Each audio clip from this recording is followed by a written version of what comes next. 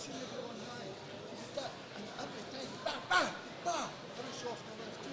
So when you touch him with that hand, stay there, come back with the right hand. As soon as you land the right hand, take off the left too, right? And pull the right hand back into his chest there. Here, pull it in here and come over, right? So you just touch him there and come there. So keep it the same. 3 minutes, it's yours. Come on. Right?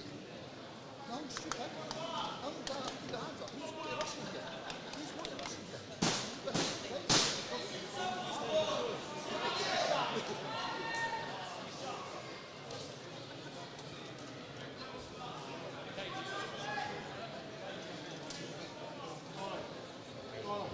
So, we did have an issue there, which was sorted. So apologies for that. We will put this bout up separately. We're going into round number 3 with Colin Kearney and Martin Kerr.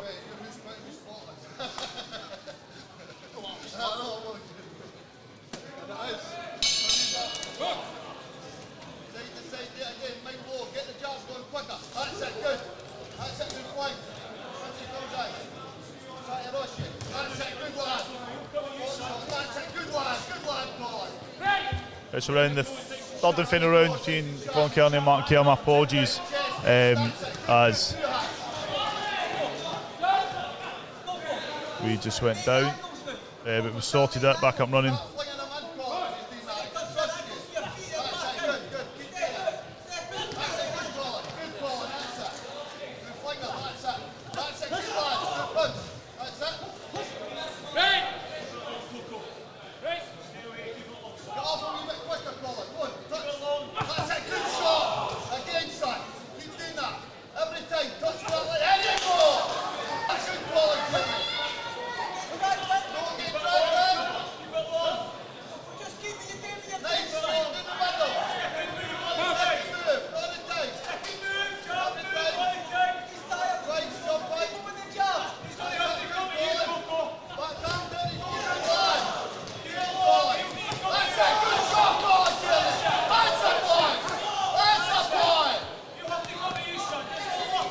The joys of live streaming, isn't it, Jimmy? I know, that's stressful.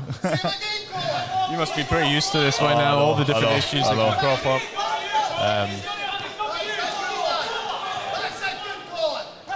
I think we cut out just before the end of the Caitlin Greaves belt. I think it looks like it froze. So we did. So anyone who missed, Caitlin Greaves was the winner in that bout. So she will move forward to the final, where she will box. We will repost that along with the interview. She had a great interview.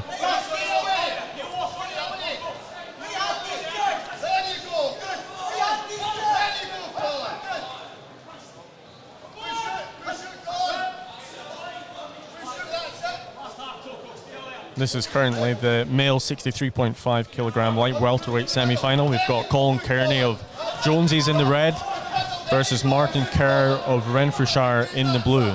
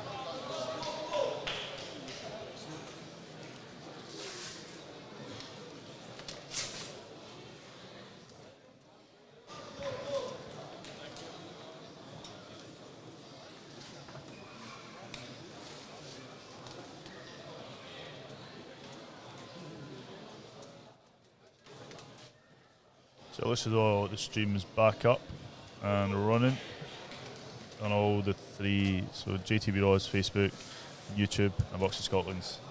So ladies and gentlemen, we have go ahead forward up to Henderson.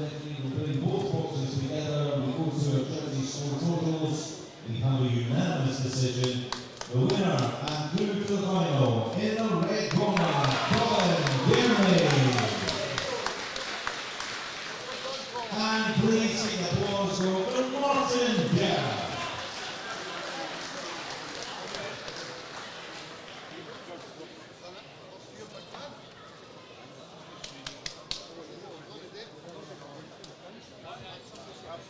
Right, okay, I'll stay with him, right. So we're going to find out who is going to be from Kearney in the final. It's contest winner. Yeah, that's us. Well done, Colin. How was that for you today? That was good, aye. Good to get my second senior fight out of the way. Fought a box well, fought a box to instruction. The boy came in, he was just trying to keep it like fucking. Oh, sorry, just trying to keep it nice and short, but thought I kept it long the majority of the fight and I caught him in the queen of shots, so chuffed. Looking forward to the final on the 9th. Well, the next semi-final's just about to come on, so you're planning to watch this one? I'm going to watch this one, and whoever wins this, I'll meet them on the 9th, but I'm going to win it. Obviously, you've been a part of the elite boxing group. I believe you're currently on a career break, is that right? I'm on a career break now, but... what career is that? I work for Farms Construction, doing work there, and then I'm still training at nights at my club Jonesy's as well. So they're keeping me fucking ticking over. Fucking looking forward to it. Well done and good luck in the final. Right, cheers, Thank you. So apologies for any swearing, but you could just tell he's got that enthusiasm, that passion for boxing. Well done to Colin. So what did they say the career was? Construction. So I'd been told engineering, so it's in the right ballpark. I think we've said before that we learn every time we do this, so I think now a warning about swearing is today's learning. I don't mind on my channel, but you Boxing Scotland channel, might you got a wee bleep button.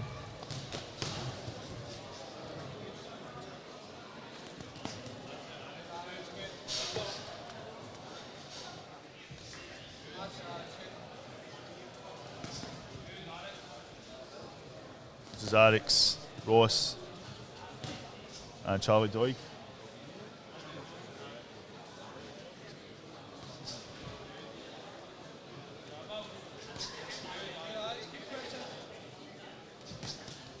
So Alex won a very close fight against Lewis Henderson of Perth Railway in the quarterfinals in a 3-2 split decision. Which really could have went either way. He's 23 years old. And he's had just over 20 bouts. And Charlie Doyg, we spoke about him travelling. Yeah, we saw him last weekend. He won his preliminary bout against Aidan Gemmell of Irvine Vineborough. Aidan retired on his stool after the first round. And then he actually got a walkover in the quarterfinal against Billy Miller of Glenrothes, who had withdrawn. So he's only had one round so far in the competition. You said he just came back from Canada. Yeah, so you might have seen on our Facebook, he got invited to go over by the Canadian Amateur Boxing Association to do some sparring, some training. So a great experience for him. Yeah, a brilliant experience. I think any international, even national experience that really builds into a boxer's development, their character in and out the ring. I think you can kind of see this in Charlie. He has got that determination. He's no letting the foot off the gas. Charlie's obviously a member of our elite boxing group. We've discussed there's not many of them at this competition this season. But I think, Charlie's at the same weight we've got Reece Lynch, who's our World Championship bronze medalist. Yeah. You may have heard of him. a bit of a blockage to his pathway there.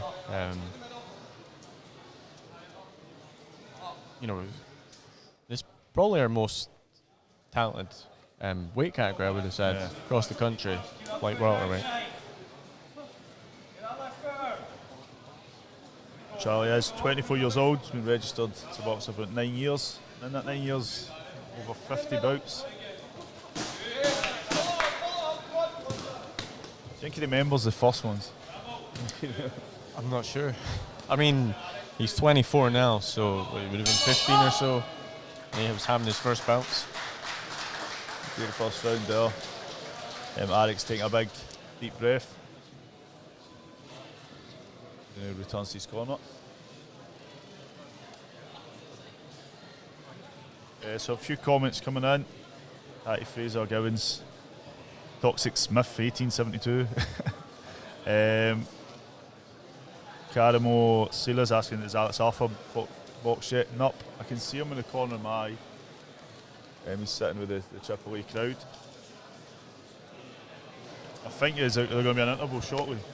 Yeah, that's correct. This is the last belt before the 30-minute interval. Gavin Monroe, I was watching. Yeah, I agree. I think that was great first round for Charlie.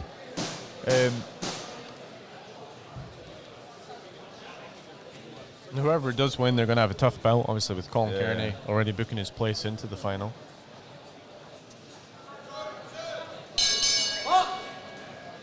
I'm sure Colin and Charlie know each other pretty well, with Charlie being a member of the elite boxing group, Colin previously as well, so I'm sure they've done lots of rounds of sparring.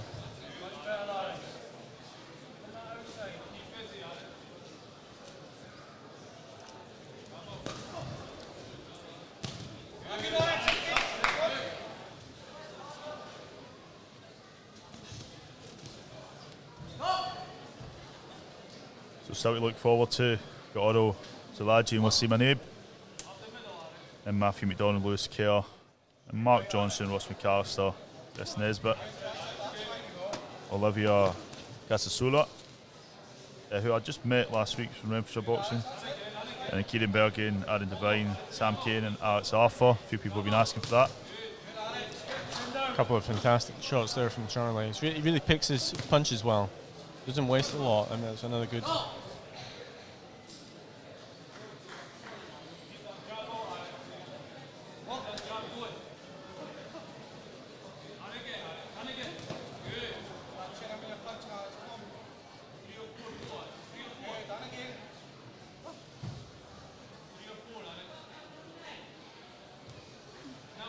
We'll just finish that list. Still to come. There's Robert McNulty, Jack Sweeney, Jamie Buchanan, Ronald Devlin, and Eamon Amish, Nathan Tarr, and Connell, McDonald and Gary Fairgrave to finish us off.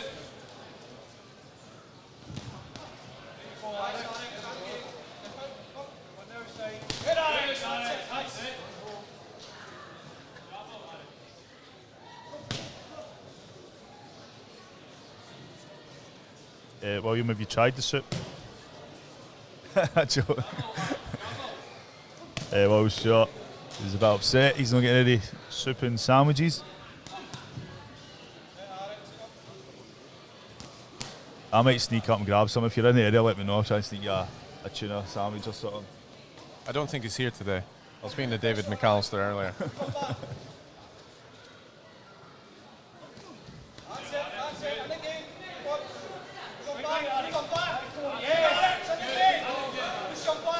Alex been a bit more successful in landing blows, but I don't think Charlie seems that phased.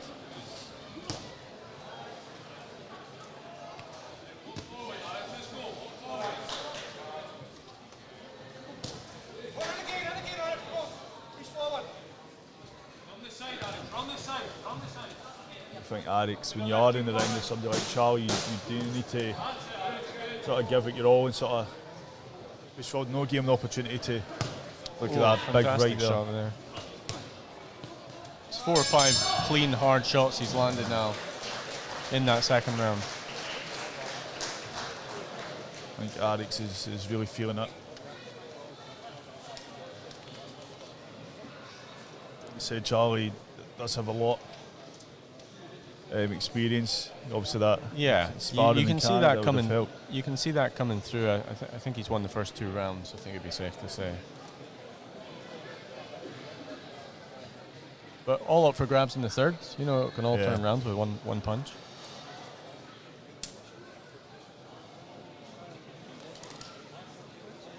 I believe we've got Alan Walecki and Greg Menzies in the corner for Charlie today.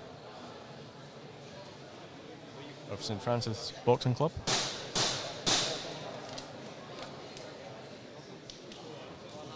We've got the third and final round. You find out who will be facing Colin Kearney in the final.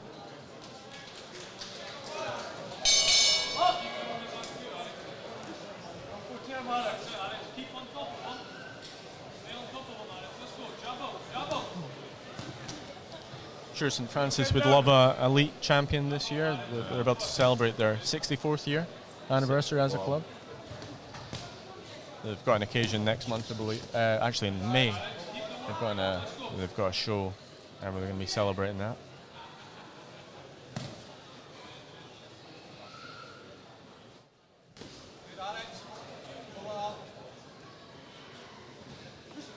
We're only here today. Usually it's, and obviously it was 3 days each weekend.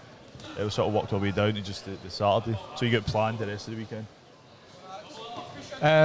It's my son's birthday tomorrow, actually. So I've got a 7th birthday party. Looking forward to. How about yourself? Well, I've just moved shops from City Centre. We've moved into a Govan store. So I'm not answering any messages or calls today, but I'm assuming everything's just got to have a wee glance. I'm assuming everything's all right. My mum's asking how my dog is.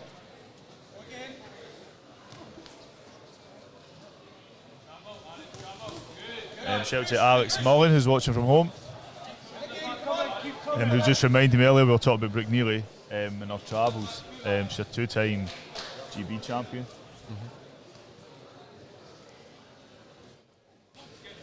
Definitely. I used to have a series, JTV Raw series, we used to go out and meet boxers. I think maybe we should start that again, like incorporate all the interviews and stuff that you're doing as well. We've got Gavin Monroe, I think he's mentioning the St Francis show at the Apex Hotel. So I believe that's on Friday the 6th of May. They've got a Welsh boxing club. Prince of Wales, which I believe are based around Cardiff, are coming down for it as well. So Gavin says are two knowledgeable guys. If you're referring to us, well, Ben has done a lot of the background work. I really get stressed out setting everything up, so if I just turn up with this information about boxers, makes it a lot easier. So thanks for that, Ben. But I'm not going to take the credit. You done the hard work. The other thing I'll just mention about that, since we've got Charlie Doyg from St Francis, is at the show they're going to be raising some money, selling some auctioning off boxing memorabilia, and they're going to make a donation to the Ukrainian Boxing Federation. Oh, wow. So fantastic effort for that, and hopefully that'll be well supported. And this is what it's important about the international work, is that you're meeting other young boxers from around the world, and those connections are there. Those like Also, I believe they're going to pay a tribute to Joe Duffy, formerly the president of the North District, and celebrate his 50 years involvement in boxing as well. That's it for round number 3. We'll go back to Craig Stevens, ring announcer for the official announcement to find out who will be facing Colin Kearney. And Ben will have a wee chat with the winner.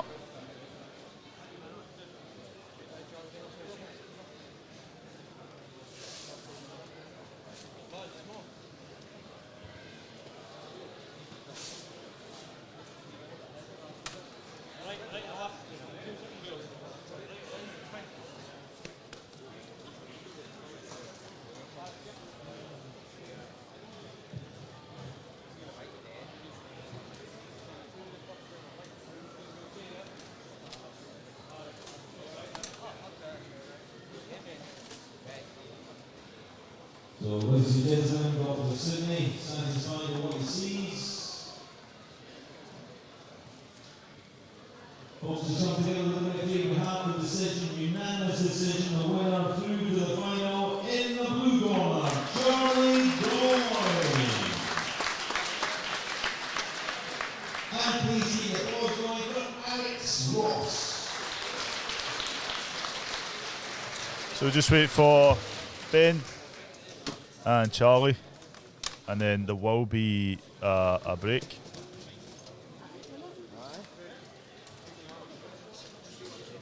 So, ladies and gentlemen, the officials are going to have a short comfort break. We'll be back with you very, very shortly. The next contest in the ring will be the men's elite welterweight semi-finals. The first one being the Watkins, Zilajin, and Rob Roy's Wazeem and We'll be back with you.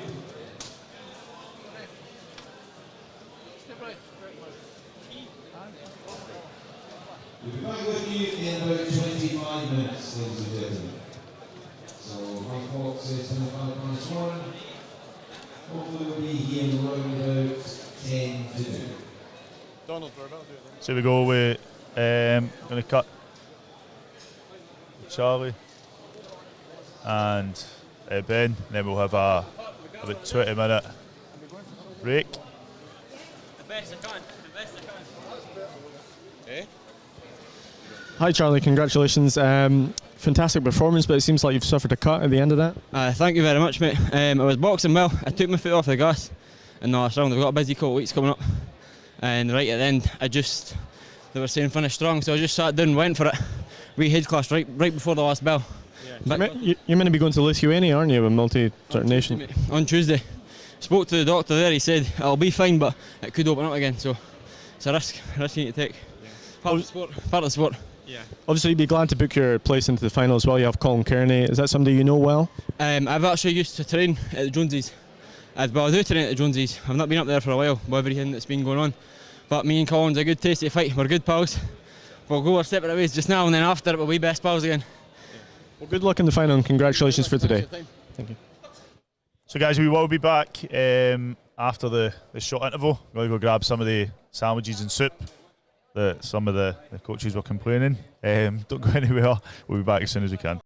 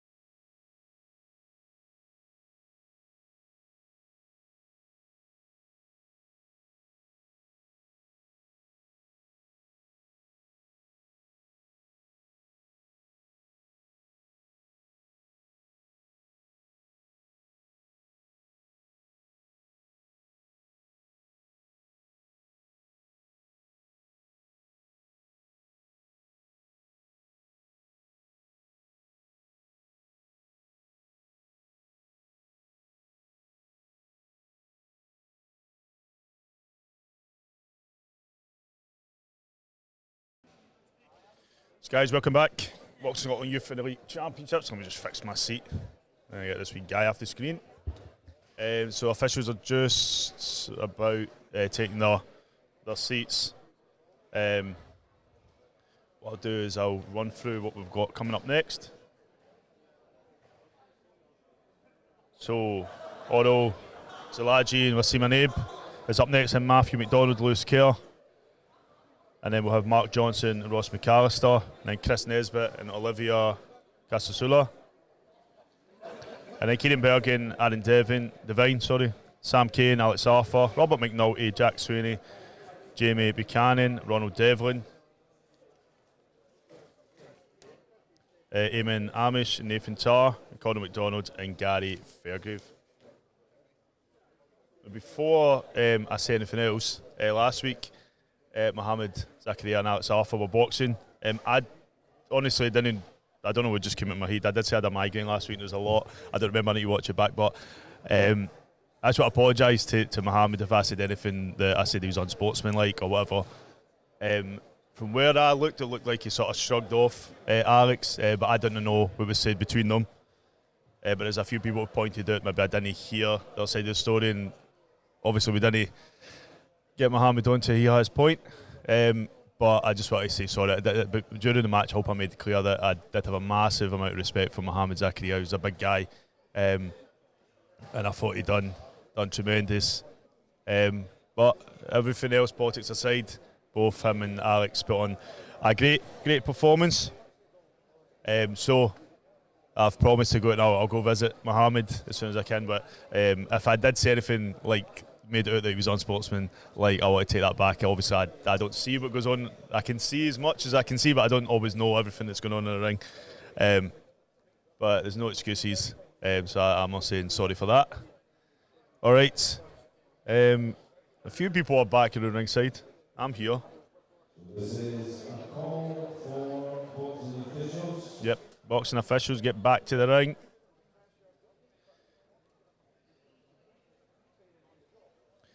So Lucy Campbell, if you're just joining us, on next is Otto Zilajin and Wazeem. Then we have Matthew McDonald, Lewis Kerr.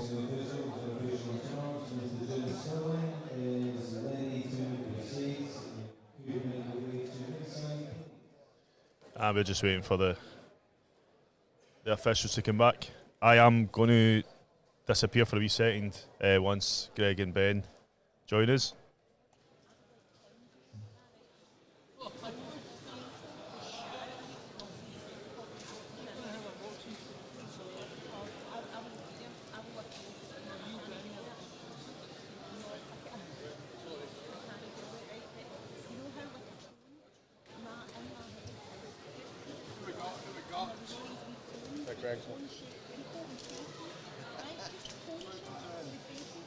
Thomas, go for it, pal. Go for it. You're in. Okay.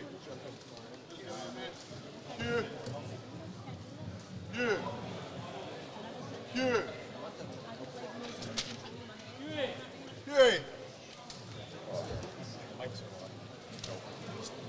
Stevie.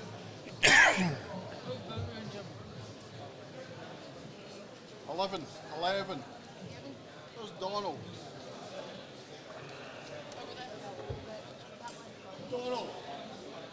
So at welterweight now.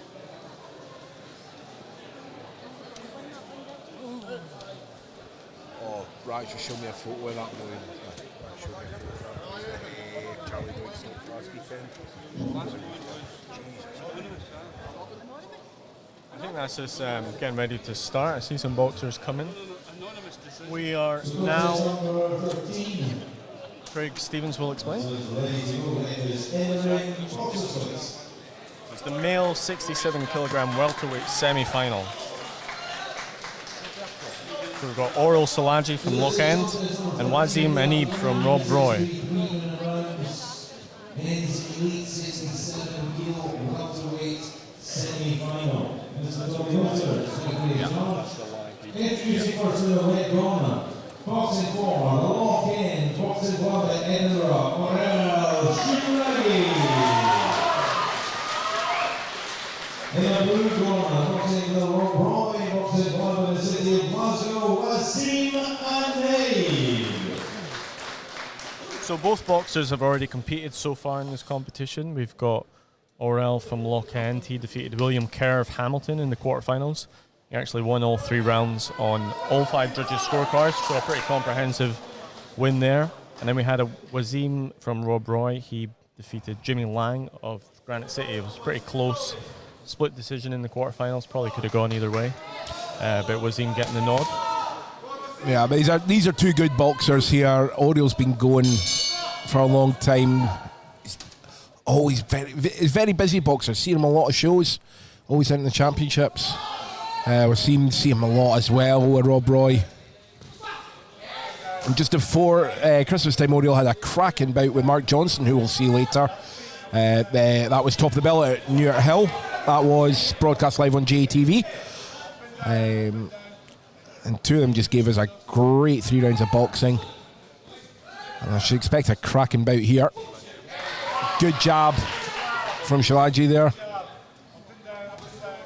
So Oriole, he's already a member of the Boxing Scotland Development Group. He's involved with that.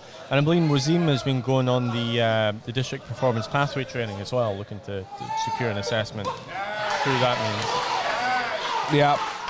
Again, that just shows it that these are 2 very capable boxers, very good. Oriole, I can see he'll get beyond the development squad eventually. He's been coming on and on over the years I've been watching him. And Wazeem as well. Depending how he does here, could get further. I guess the prize that there's for Wazeem is that, we already know that if he wins, he's going to get offered an assessment for the Scotland squad. But if he can beat somebody who's already on that development group, it's a statement victory. It is, yeah. And especially against someone who's been going as long as Oriole has and has some of the victories he's got under his belt.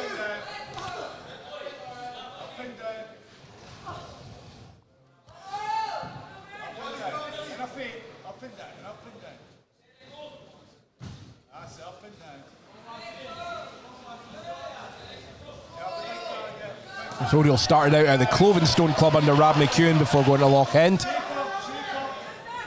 Always had good coaches in his corner. The second semi-final for the welterweight will follow this bout, where we have Matthew McDonald from Irvine Vineborough up against Lewis Kerr from Hamilton. Yep. Lewis, that is the brother of the... I forget his first name now, the one that Oriole beat in the previous round. Oh, William Kerr. Yeah. Right, okay. So you could do the double. Yeah. Potentially. Yeah. First, of course, you'd have to try and get past Wazeem. Some really nice footwork here from Oriole. Wazeem as well is light on his feet, moving around. Young guys again. We've seen this so far. Obviously, we've spoken quite a lot about the fact the elite boxing group, most of them are not involved this season because of the Commonwealth Games. We've got Oriole, he's only 20, and Wazeem, he's only 18. So first year at this age category for Wazeem. First year for Oriole really as well, after boxing being off for 2 years. Good opening round, some very skillful boxing from both guys in there. Speaking of COVID, I think what we can say is that it's great to see the quality of the boxing that's on display, because the fact they didn't have bouts for 18 months or so, they don't look to have missed much of a beat. Very much so. There's some who it looked like they've not been out at all. They're still very slick. There's no rust there. It's a very high standard of competition.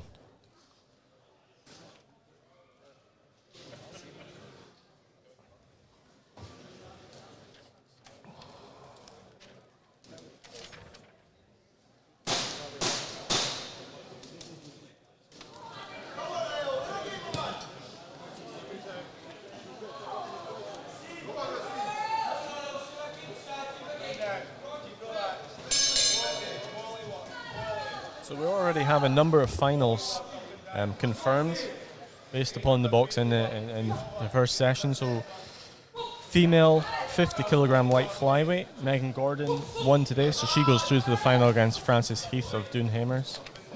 In the male 54 bantamweight category, we have Connor Hind had a walkover, and he will now box Stephen Ferguson of North Glasgow, who picked up a win. In the female 54 bantamweight category, Stephanie Kernigan was very impressive, stopping Dion Pollan, where she will box Maggie White of Broxburn, who had a bye. You could call it an upset with Peter Payton beating Fawaz Aberde, who's a member of the elite squad. Group. That was in the male 57 kilogram featherweight category.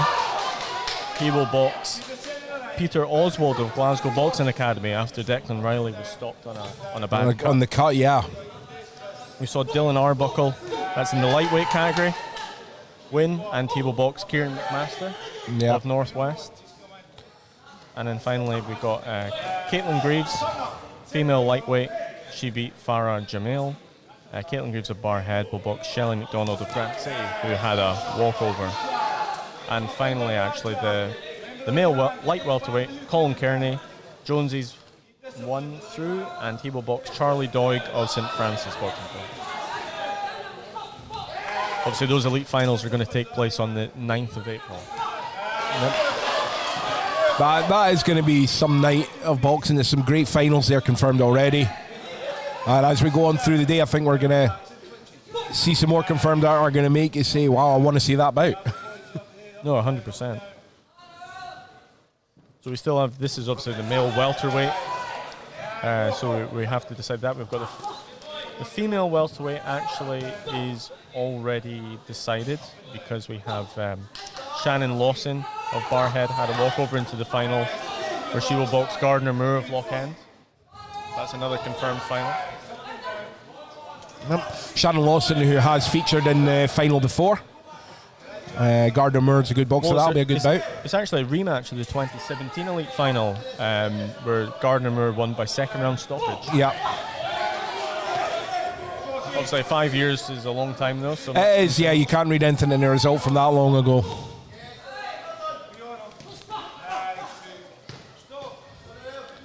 Shannon's with a different club than she was then, different trainer, so her style might well have changed. I've not seen Shannon for a while, so it'll be interesting to see how she does this time round.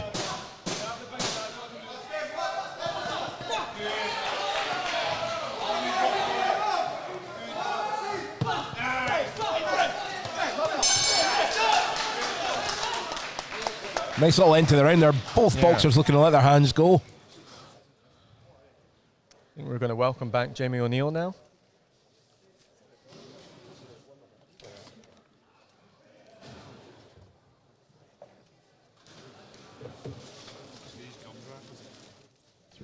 So I didn't really want to.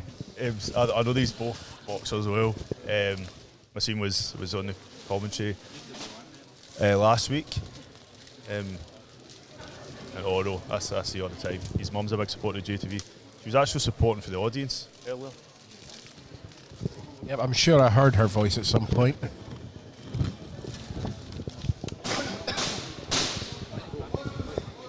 Where do we run through the results from earlier? And obviously that meaning a few confirmed finals. So a few good finals to look forward to already, and a few more that'll be decided over the coming hours. Yeah, brilliant. I think I said last week, this is like the biggest names in Scottish Olympic style boxing. Now it's a shame when there's walkovers when you've been waiting, but there's a few still to go. I'm looking forward to see Ronald Devlin again, Jamie Buchanan, Jack Sweeney, Robert McNulty, Alex Arthur, Sam Kane. Mark Johnson as well coming up later. I'm looking forward to seeing him in the ring again. That's on in 2 bouts time. Mark Johnson and Ross McAllister. And next I'll get Matthew McDonald and Lewis Kerr.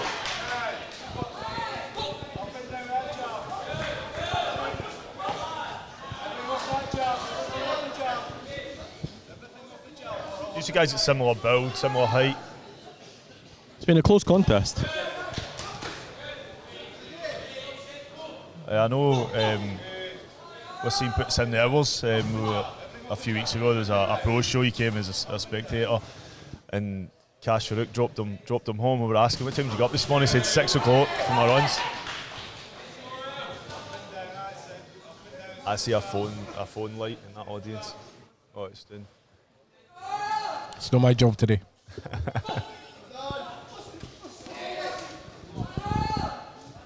Yep, that's Susan. You can hear there.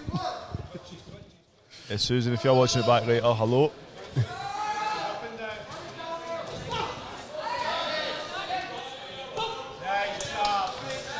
I think Orioles maybe just had the cleaner work a bit, maybe got the edge on this bout. Wazeem definitely making him work for it. He's landed a good few punches himself. Some really good light footwork from both boxers here.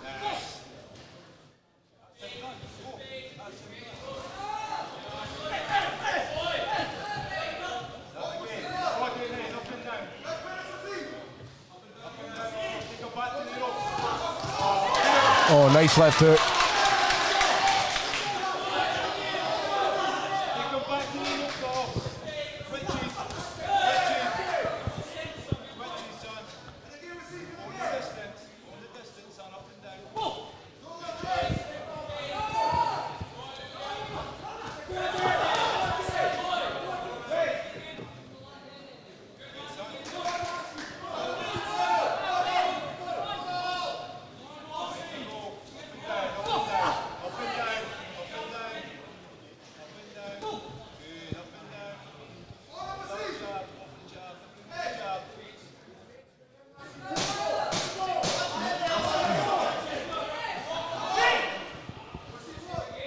We were saying that Oral is already a member of the Boxing Scotland development group. So if Wazeem was able to get the victory, it would be a statement victory, really. Good work there from both boxers. I know, obviously, both outside the ring, so I'm starting to just enjoy it. But we'll go to Craig Stephen, the official announcement, and then the winner. Hopefully, have a chat with Ben here at ringside.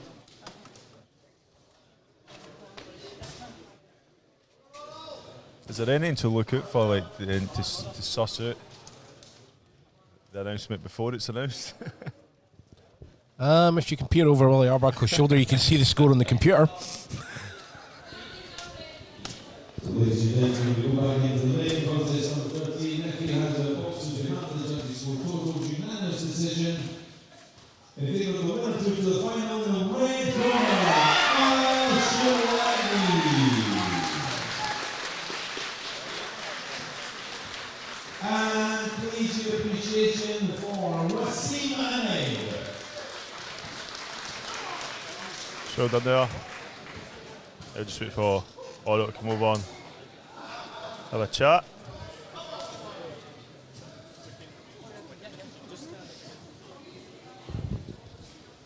Congratulations, Earl. How was that for you today? Brilliant. I mean, I stuck to the plan. Terry and the team got me and just executed the win, unanimous win. Wasn't to be into the final, especially in my first year as a senior. I mean, it's brilliant. That's what it's all about. Yeah. It's brilliant. Obviously, the next semi-final is coming on now. You're going to watch this one and suss out your opponent? Yeah, I'm just going to go backstage and just see what I'm up against. Yeah, but brilliant support. Thank you, guys. Thank you everyone coming out. It's brilliant. And do you have a preference of who you'd want to box? Have you boxed either of these guys before? No. I've boxed Lewis's twin.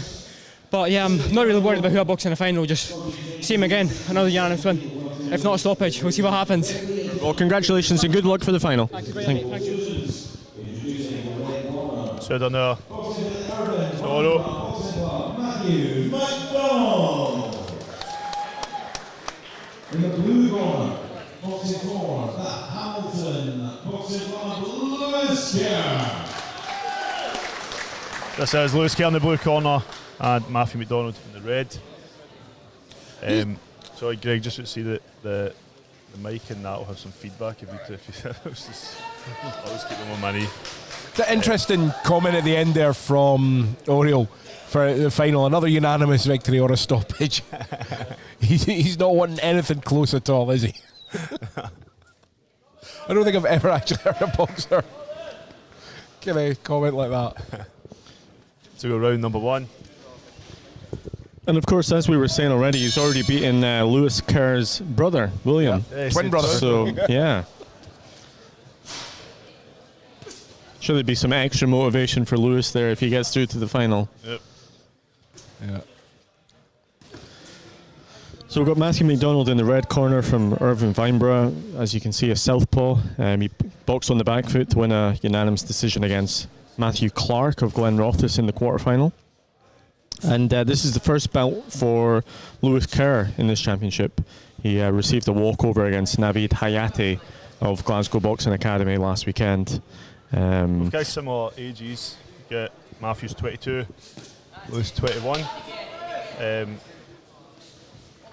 Slightly different experience. I mean, Matthew's got 4 years compared to Lewis got double that. Yeah. 8 years. Not a huge amount between the bouts. Matthew around more than 20 bouts. Lewis, more than 30. It's actually a rematch of the Western District final from around 3-4 months ago, which Lewis Kerr won by a 3-2 split decision. So obviously they're well matched. So let's see how Matthew does. Yeah. You got to say with the twin brothers in the same division, you'd love to see them end up with each other against each other in a final. Well, surely they wouldn't box. I remember also the Klitschko's was the famous one where they vowed never to box each other despite being heavyweight champions at the same time. I'm sure that they're. I don't know. You would have to ask them. I just, if they both won their prelims in a championship, the way the draw went, two identical twin brothers in a championship final would be something. The closer we got to that today is Lock End Boxers, coming up very, very soon, about 22. Jamie Buchanan, Ronald Devlin. As I said, I've seen Ronald Devlin box 2019. I've seen him box 2 days in a row, Friday show in Lockheed and then a Rob Roy show the next day. And I've been waiting to see him, but this is against his teammate, Jamie Buchanan. We do get withdrawals for that as well. We do get people who are paired with the same club and they pull them. So it is a thing that we get. But obviously the Lock End boys, they're maybe not close. I don't know. No, partly they're mates. Right. Someone mentioned me earlier. See quite a few. They'll go in from the same club. They know it's a championship. They know everything. It's the biggest competition at national level. So. I'm sure they both want to win. It's one of these things. How you need to take it, I suppose. That you're in the ring, there's no friends. Unless you're mates with the referee, but it's never going to happen. I do actually remember years ago, I was watching Scottish finals at junior level, and it was two Forgewood boxers were in the final against each other. And this is back when the late Archie Mackay, wasn't it? Archie Mackay, the coach of Forgewood, was still with us. And he actually left the venue. He couldn't watch his two boxers going against each other in a championship final. You can understand that. Yeah. You can understand that. And especially sitting out, you do see that where the main coach will probably say, I'm not taking either corner because it's not fair. Oh, yeah, I've seen that with North Glasgow a few weeks ago. Yeah, quite often you see coaches from other step clubs. Step aside, yeah. I think it's only fair. Although I have seen before at University Championship, the University coach take the corner for one and not the other. So I've seen it the other way. I wouldn't name what club. So this is bout 14. Matthew McDonald, Lewis Kerr. Matthew in the red corner, Lewis in the blue.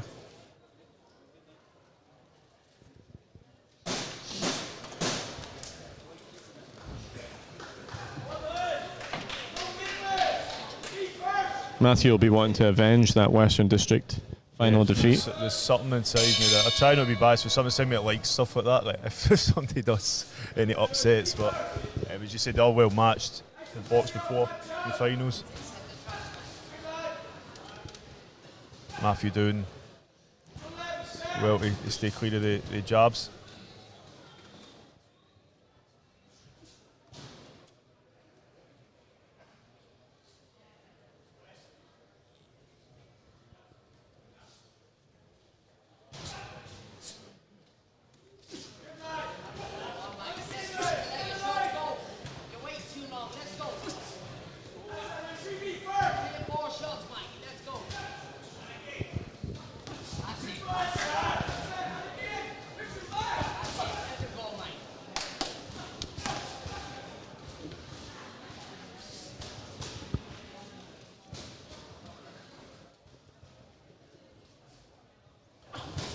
Kerr just constantly pumping that jab out, looking for the target.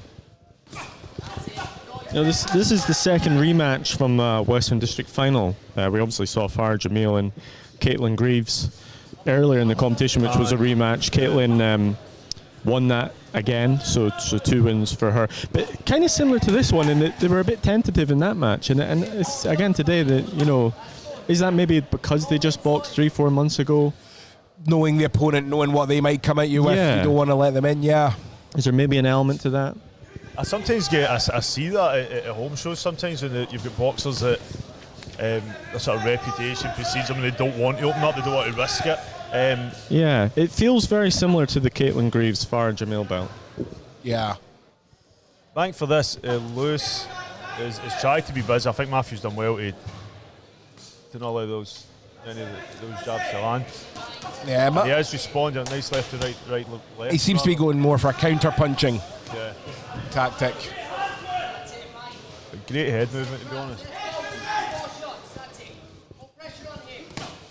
Oh, that's a good right hand.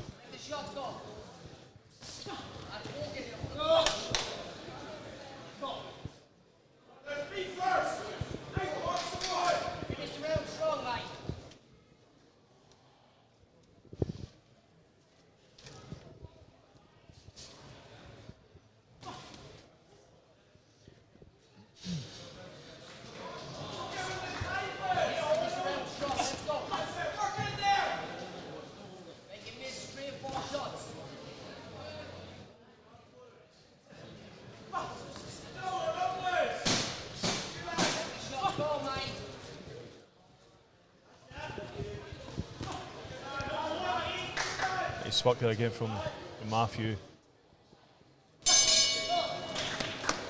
As I said, Lewis has looked busier, but as you said, Matthew is a counter puncher. For me, take that round. He's agreeing, or are you allowed to agree, Greg?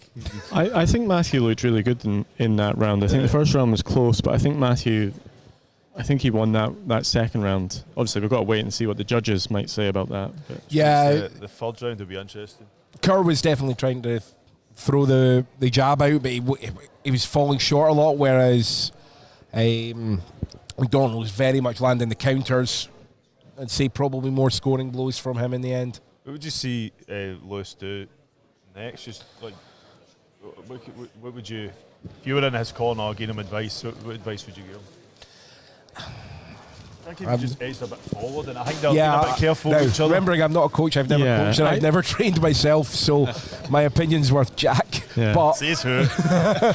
I suppose the only thing is he's throwing that jab out and it's falling short, so he's maybe it is a matter of closing the gap a bit more, but not in such a way that you're going to get caught as you go in. So he's sacrificing that as Matthew's doing brilliant in the counter punching. I think there's a possibility Lewis is down 2 rounds on the cards here, so he maybe just has to go. He maybe does have to go for it, as much as he doesn't want to open himself up and get caught. And Matthew's got this nice wee step back. You've seen a few boxers perfect that in the Western Districts and through this tournament, where they sort of take a wee step back as your opponent comes in and then land the headshot. Matthew. Yeah, again, he's trying that 1-2. McDonald just gets that step out of the way and it's just falling short. I do have a soft spot for southpaws, I have to admit. So skillful southpaws are my favourite. Well, I'm disappointed Harry McGrenna from Rob Roy had a walkover today, because he's another one. So I'll try not to let that bias myself. But I do think Matthew's edge in this contest. Yeah. So LV Swandles is Matthew winning. So far, obviously we've still got a bit of this round left. Obviously our opinion doesn't count for much. It's the 5 judges around the ringside, so they'll be the ones who decide. And of course, remember, Lewis won this bout just 3-4 months ago in a 3-2 split decision, so he's got the better of Matthew once before.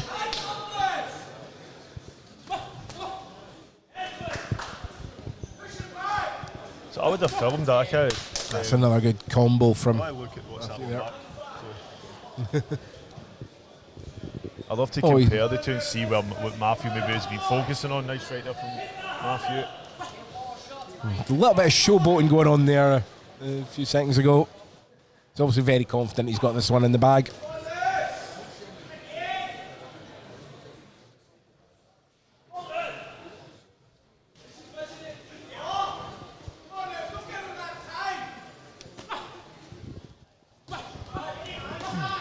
of course, a place, an assessment place for the winner to potentially join up with the Boxing Scotland national squads. I don't believe either of these are involved with that, so that's another incentive to win today.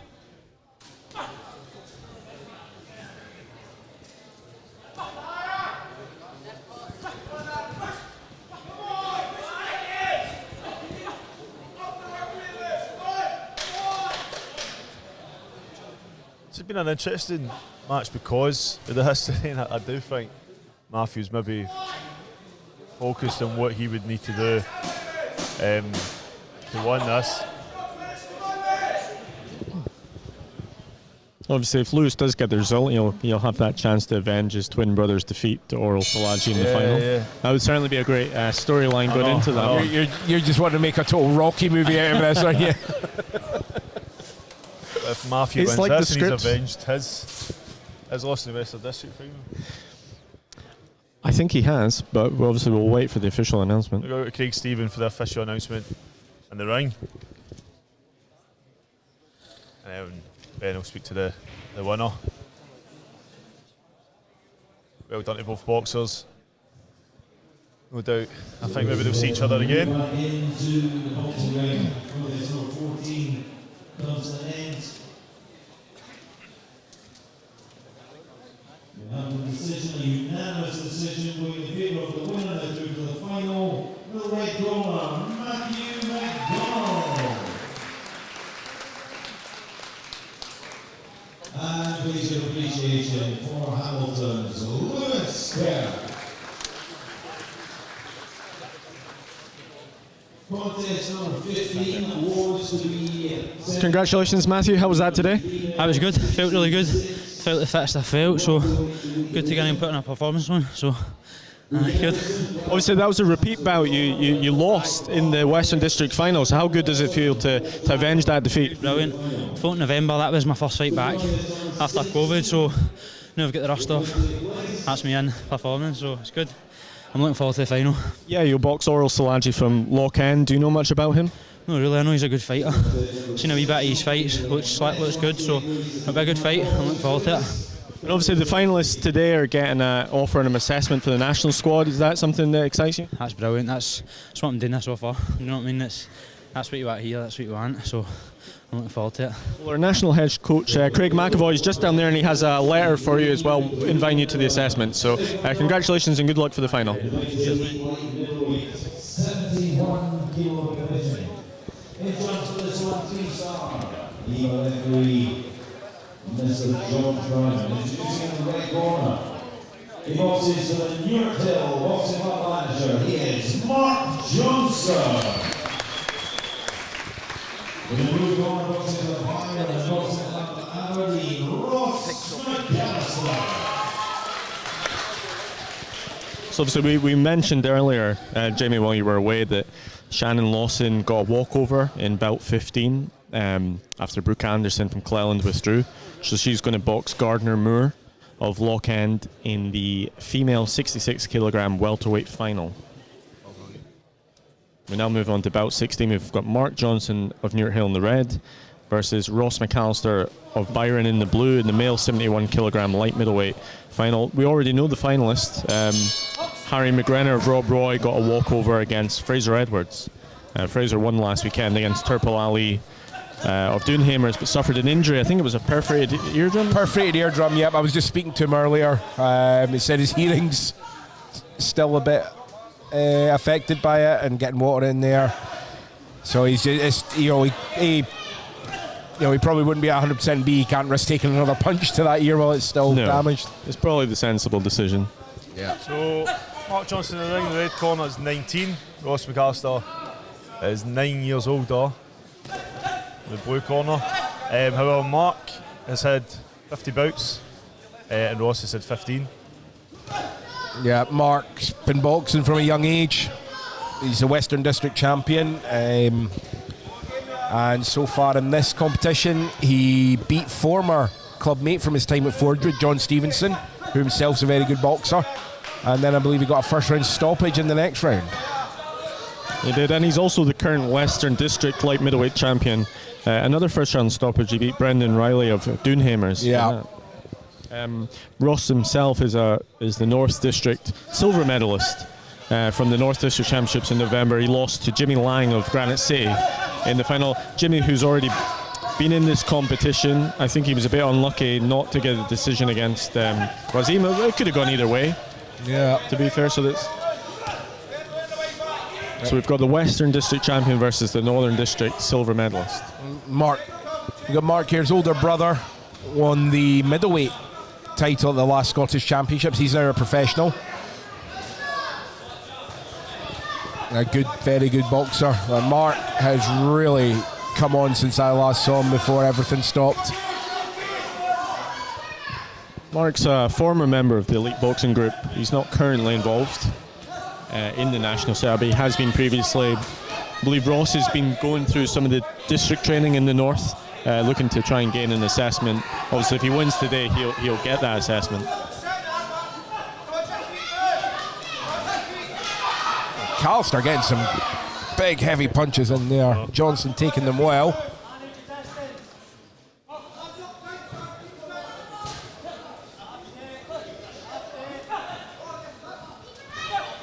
And Johnston with the height and reach advantage. Thinking he might try and utilise that a bit more here now.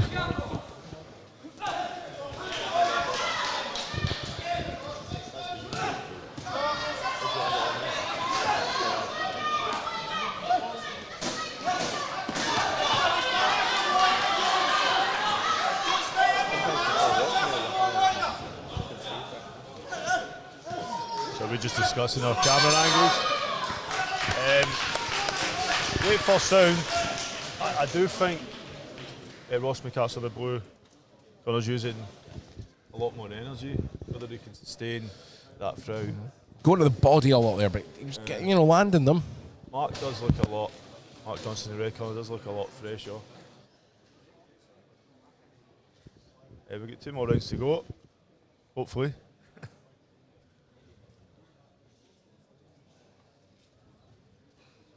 And then we'll see who faces Harry McGrenor or Rob Roy in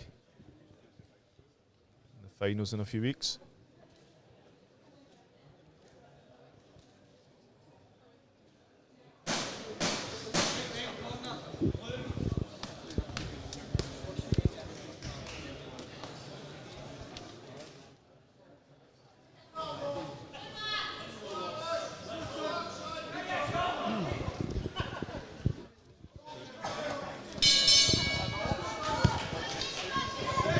Mark will be looking to join his stablemate, Dylan Arbuckle, who's already secured his place in the lightweight final earlier today with the victory over Kyle McNeil of Juries.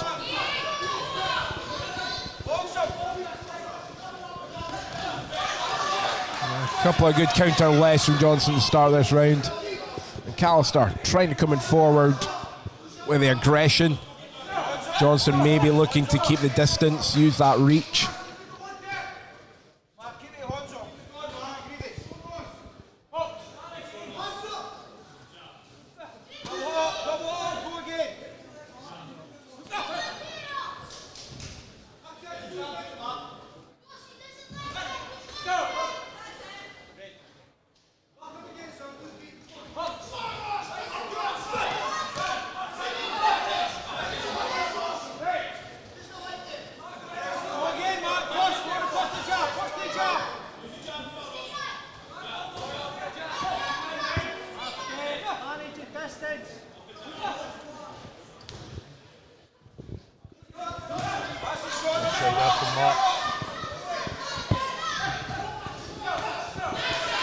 Very fleet-footed there with a quick half step to the right and then swinging himself out to the left to get away from McAllister.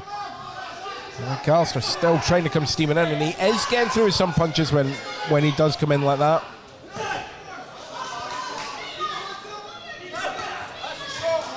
Good spot there from Mark Johnson in red. Trying his best to get in there.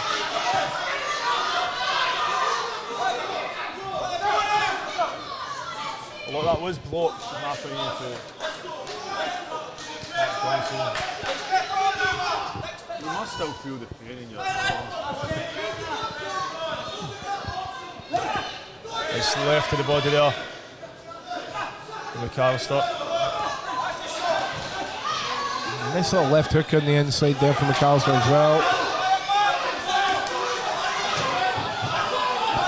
Big right there.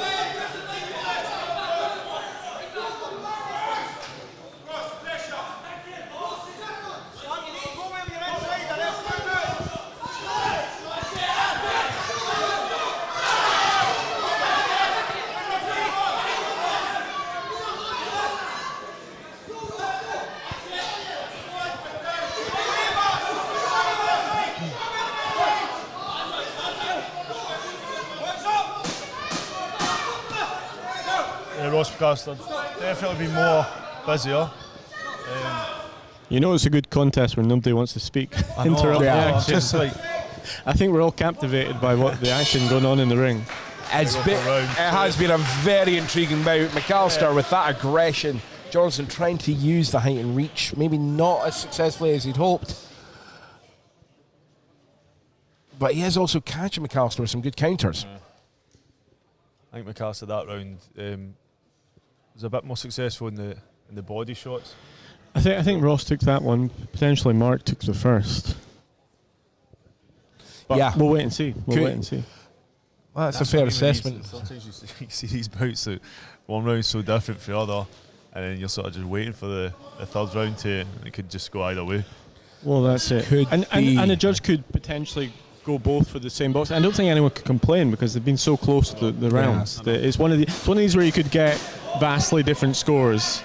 Yeah, and you got to think that the coaches are in both corners are telling their boxer they need to go out and win this round. So hopefully we're going to get a I think good last round. The fight's still in the balance going into the third round.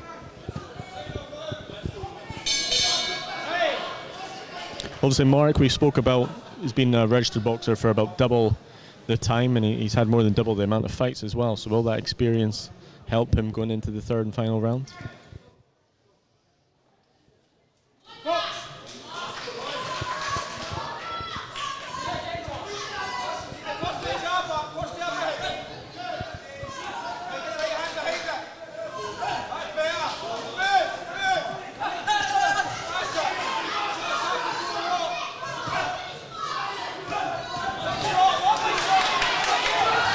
So I think this round's going to be a bit more volatile. Both boxers landing nice clean blows. A couple of big shots from Mark, but Ross fired back with his own.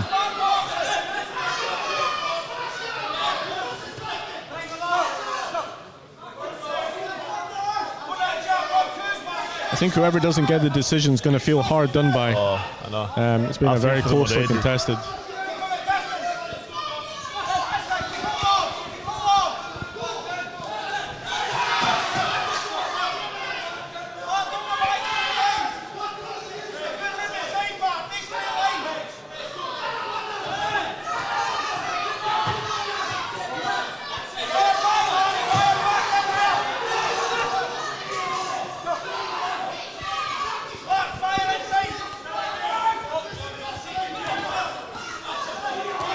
This is brilliant. Yeah.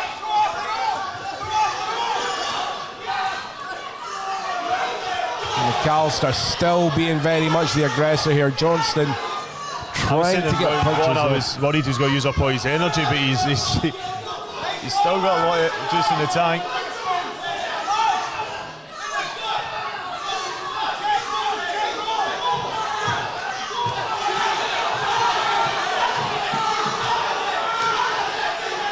Big final flurry from Ross here to end the round. Oh, big punches here from McAllister. Is this going to impress the judges? Is it going to sway the judges to give him it?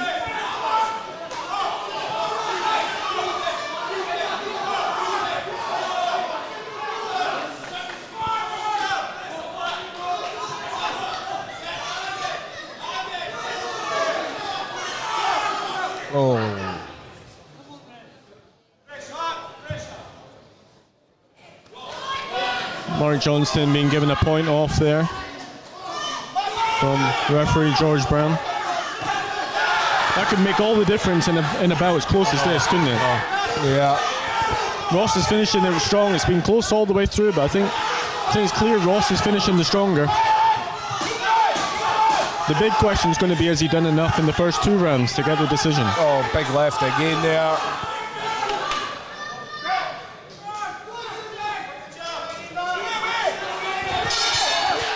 Wow, unbelievable. I kind of lost for was. That was just brilliant.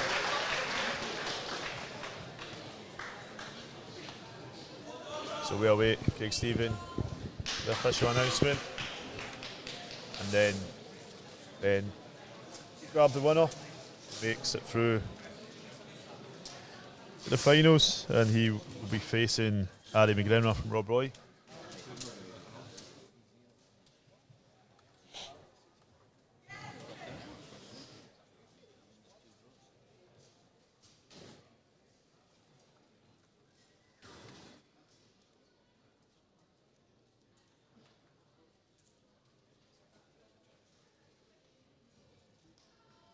Ladies and gentlemen, we go to judges' scorecards where we have a split decision.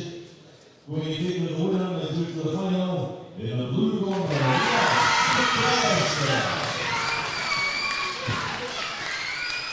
So done there to Ross. And please, ladies and gentlemen, it takes 2 great boxers. Obviously done enough. Equally done to Mark Johnston. We'll go in a moment.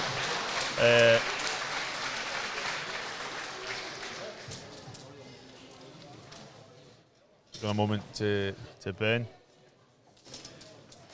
Contest number 17 wants to be the second semi-final in the light middleweight men's elites. Prison Edwards, Elgin has withdrawn, therefore Rob Roy's Harry McNulty walks over to meet Ross McAllister in the final. We therefore go to contest number 18. The boxers leads. Well, well done, Ross. That was a fantastic bout. How did it feel to win it? Relieving. I put so much hard work into it since New Year. So, yeah, really good. It seemed like in the 3rd round you really took over. The first 2 rounds were really close. It looks like you were in the 3rd round quite clear. Did you feel yourself that you had the win in the bag at the end? Yeah, but I just didn't want to leave it in the hands of everyone. Like, I just wanted to prove myself. I wanted to see where my fitness was at. You know, but nah, it was good. Wasn't like. Obviously, that's you into the Scottish final. Also, you'll be guaranteed an assessment for the Boxing Scotland, one of the national squads. How big is that for yourself? It's good. It is really good. I've had a couple of setbacks through the years, but I feel like it's my time now to just take on the next level, and I'm ready. I mean, you obviously lost the North District Championship back in November, silver medals and that, but now you have a chance to go and become Scottish champion, so I'm sure you'll be desperate to take that chance. Yeah, but I mean, I'd proved to myself after losing that as well, just that I'm ready for anyone, so I really feel like I am, so yeah, today was a good opportunity to prove it. Like, well, congratulations and good luck in the final. Yeah, cheers, mate. So go straight back to the ring. Right walk there from Ross McAllister. He'll face Harry McGrenor in the final. In the ring we've got Chris Nesbit and Olivia Casasula. Big right there coming from Chris Nesbit in the red corner.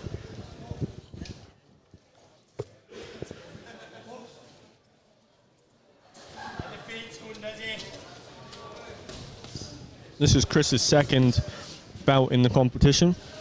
He won a preliminary contest against Daniel Berry of St Francis on a 4-1 split decision. I think he won it quite comfortably though. I was surprised that was a split. And then he receives a walkover against Aaron Logan of Kincorth in the quarterfinals. This is the first bout for Olivia Casasula after he received a walkover against Ryan Cannon of Greenock in the quarterfinals. Last week I was looking forward to see him box, but then he did get that walkover. This will be, as you said, his first bout, the 21-year-old. Just moved clubs as well, very recently. Where did he move? He moved. So he actually entered this competition as an Easterhouse Phoenix boxer. Oh, wow. So his entry came in And then we got an update that he was moving to Renfrewshire. So I speak to his teammates last week, Robert McNulty, Finn, young Brandon. They love him. I think he just fitted in quite well in Renfrewshire. Chris a little bit older there, and at 29 years old. Olivier is only 21. He's only been a boxer for around 3 years, I believe, but he's come a long way in that amount of time. He's landed some really nice punches in here. Yeah. Chris obviously wasn't allowed to wear his knee brace. He attempted to wear the knee brace last week, but had it ordered to be removed. So he was going to go to the weigh-in this morning with the knee brace and see if it would get approved, but it appears that it's not been allowed. Although I think, from what I've been told by Sean Henvey, the Well Meadow coach, it's more of a mental support, the knee brace, as much as a physical one, due to a past injury. So I think they were saying he can box without it, as he is just now, but he likes it from a mental standpoint to know it's there, but obviously not being allowed today. Obviously I'm not a boxing athlete, but dislocated my knee 3 times. Every time I walk on ice, I get this fear that comes to even walking down Buchanan Street. If there's ice or if it's wet, I get this fear, so I can understand that part.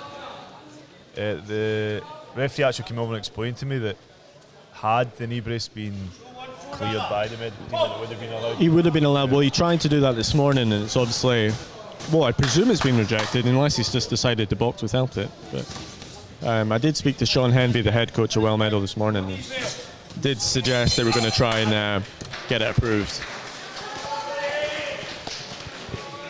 So I think quite an even first round. I've seen both land big blows. I definitely think you can see the experience more coming from Chris Nesbit in the red corner, but Casasula in the blue corner does look fresher.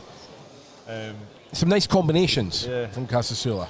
When he's getting kind of close in, he's firing off 2 or 3 at a time and getting out.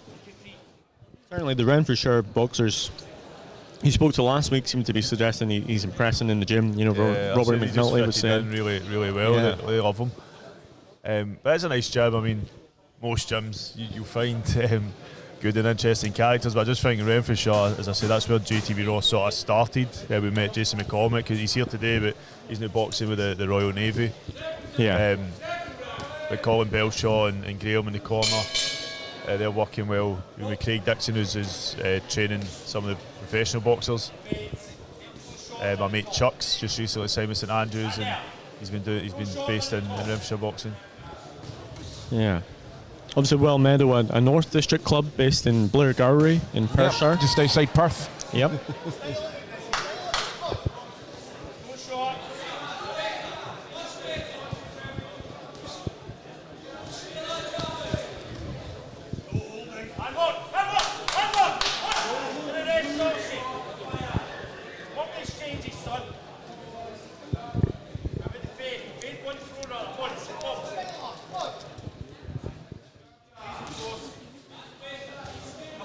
Nice solid jab there.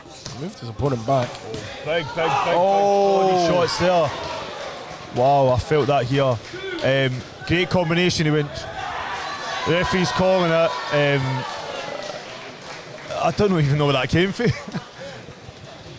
The fact, I guess the referee's called off because he stayed doubled over. He didn't look like he was going to stand back up. I meant the body shots. I didn't know where the body shots came from. Yeah, no, I'm just saying though, with the fact the referee only did a couple of counts, some people might wonder. But I think Chris is looking a bit upset that there wasn't a count. So I think he obviously felt it. I'm not sure he would have beat the count, but I think he was waiting for that count to start, which it never did. Yeah, that was a great way to end the bout there for Casasula. Just powered from. Yeah, it went from a bit of back and forth to bang, it's done. But the two body shots then, I think the last one was the left was a lot cleaner. But he'll be ecstatic to get through out the finals, and we'll find out who'll be boxing very soon. It'll be Kieran Bergen and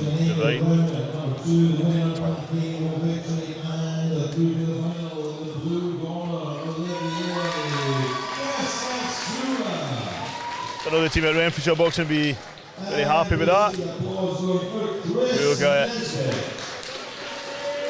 Olivia Casasula over for a chat. It'll be his first JTV Raw interview, which is also going out in Boxing Scotland's YouTube channel as well. So you just bear with us. Wee second as we arrange that. And then we'll go ahead. Number 19's coming up.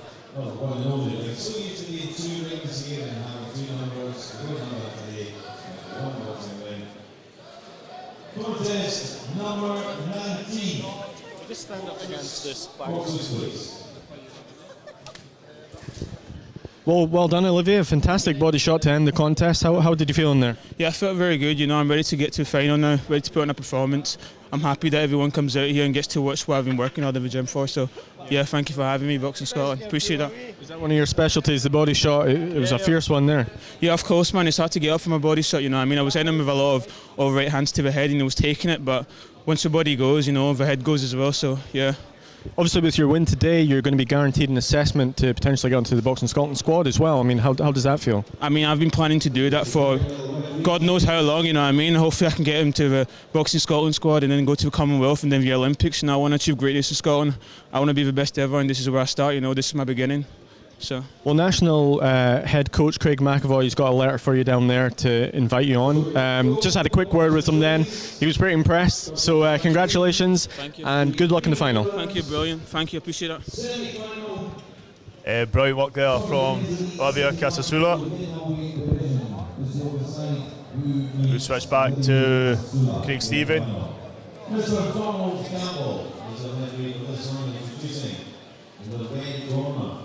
Boxing for the Barn, Boxing Line, Coatbridge, Kieran Bergen. And in the blue corner, boxing for the Elgin Boxing Club, Aaron Devlin.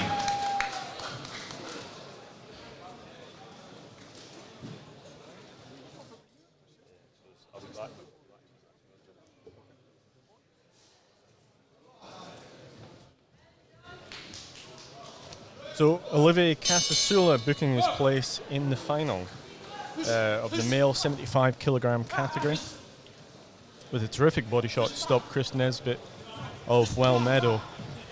Who boxed the winner of this contest? We have Kieran Bergen of Barn Boxing Club in the red corner versus Arn Devine from Elgin in the blue corner.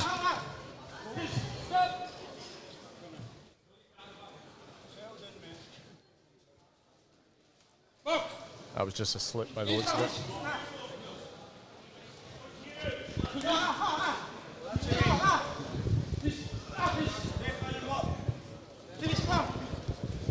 I think whoever wins this contest will have their hands full in the final after that performance from Olivier Casasula. Oh, yeah, that's... I think just tuck those elbows into the body. Watch out for that hook. Yeah. I think National head coach Craig McAvoy was pretty impressed by his facial expressions at the end of that contest. Good.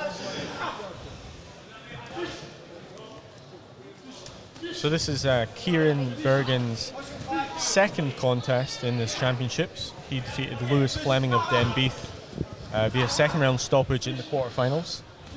And also the second contest for Aaron Devine. He actually got a walkover in the prelims against Sean Docherty of Glasgow Boxing Academy before beating Jack Grieve of Gala Shields on a 4-1 split decision in the quarterfinals. Yeah. Aaron, RAF boxer. At the Elgin Club.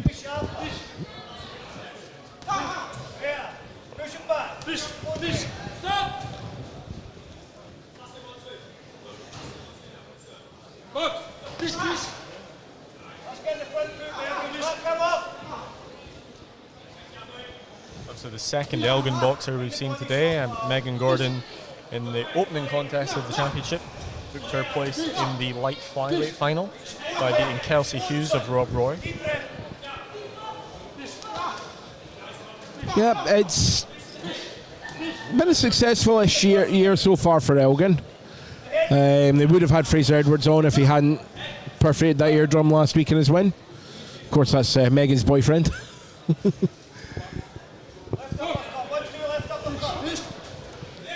It's a strong club up there. Obviously, Paul Ratch-Gordon, head coach up there. We mentioned earlier in the broadcast, won the BBC Sports Personality Unsung Hero Award for Scotland last year. Yeah, and that was great because that was actually a couple of days before they had their club show that week. So we, it was a great little reception for him that night as well when we acknowledged it. And that was a show where Megan Gordon was actually meant to face Stephanie Kernigan, but Stephanie had to pull out due to COVID.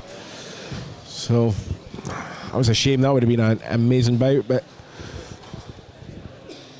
Stephanie was actually saying that could have been her last bout. Yeah, I know. One more, and that was it. But we saw her win by second round stoppage against Dion Holland of Icons. Took her place in the final, Stephanie. So very glad she'll be. She didn't. Yeah, I think Stevie Morrison had a big part in convincing her to go for it this year with the championships. He saw in her that she's still got that ability. She's still got the hunger there. He's seen it in her, and he's convinced her going. I'm sure everyone there's glad that she has. I think long term she's looking at coaching. She's been doing a lot of coaching and involved with the performance pathway at district level coaching as well. So. Yeah, well, I know Stevie got her through to Falkirk Phoenix mainly to get her expertise for helping with the coaching, but she's boxing well. She started coaching at juries initially. Yes, she had done. Actually, she might have done Cleland as well. Yeah, I know she was boxing at Cleland. Like this one, a bit frantic pace with this one so far.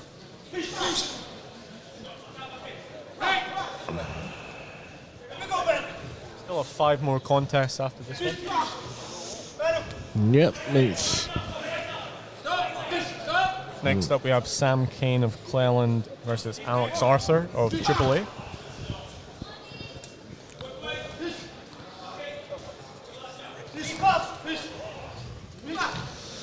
Yeah, Alex Arthur will be good, interesting to see. He has impressed whenever I've seen him so far.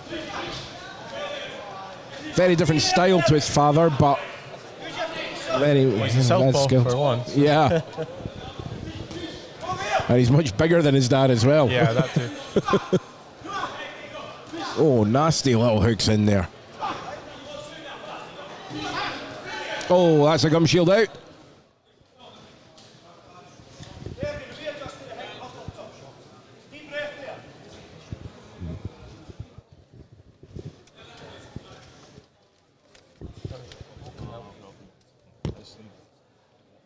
Yeah.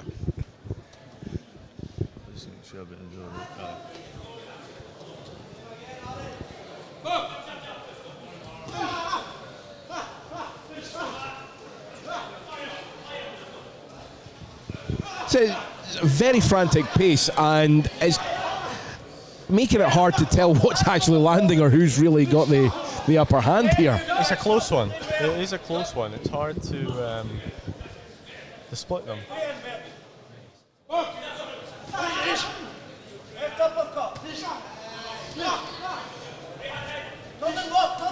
We're live right now on the Boxing Scotland YouTube channel, Boxing Scotland New, and also on JATV's channel. We're simulcast across the both.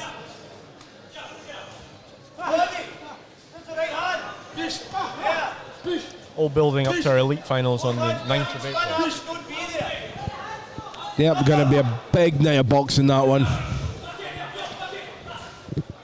And as we've already said a few times, whilst some of the boxers are looking towards qualification through other routes, we are looking towards Birmingham. Yeah. And just to ask, from the Boxing Scotland point of view, how much are we looking forward to Birmingham? Are we confident of success this year, do we think? Or? Yeah, well, I don't want to speak for Craig McAvoy, but he has said he thinks everyone who goes down will have a medal chance. At the moment, we don't know the squad. I believe we've got a minimum of 6 that will go. I think that can go up to 7 or 8 if we request additional places. I don't think it'll be much more than 8 people. Right. It's maybe a bit smaller than other years. But from what he said, if it's 6, 7, 8, however many it is, he thinks whoever does go is going to have a great chance across all the categories. which maybe always hasn't been the case for all of the boxers. Maybe not. You couldn't say every single person who went down has a great chance, but I think the squad is strong at the moment. Yeah, we definitely have some great boxers coming out of Scotland at the moment. I'd like to think that there's a chance of a good few medals. Yeah. Hopefully a couple of golds. Obviously after the last games we took 2 bronzes.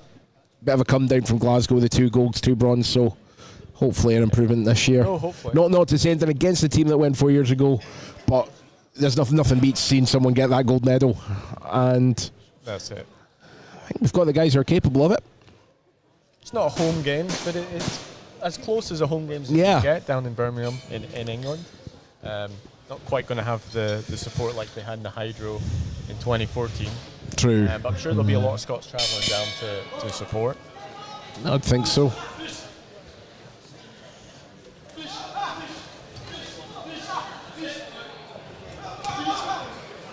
But we obviously had Reece Lynch win the bronze medal at the World Championships, and a few other boxers at the World Championships pick up wins. Not a medal, but picking up wins at a World Championships certainly shows the calibre. Exactly, and so you're talking a guy, the countries that they lost to in the Worlds are ones that not necessarily in the Commonwealth. So it is. Yeah. Well, the Worlds is a higher quality because of that, because you don't have the Russias and Americas and Cubas and all those big countries, Kazakhstans and that at the Commonwealth Games. It does open up a bit more.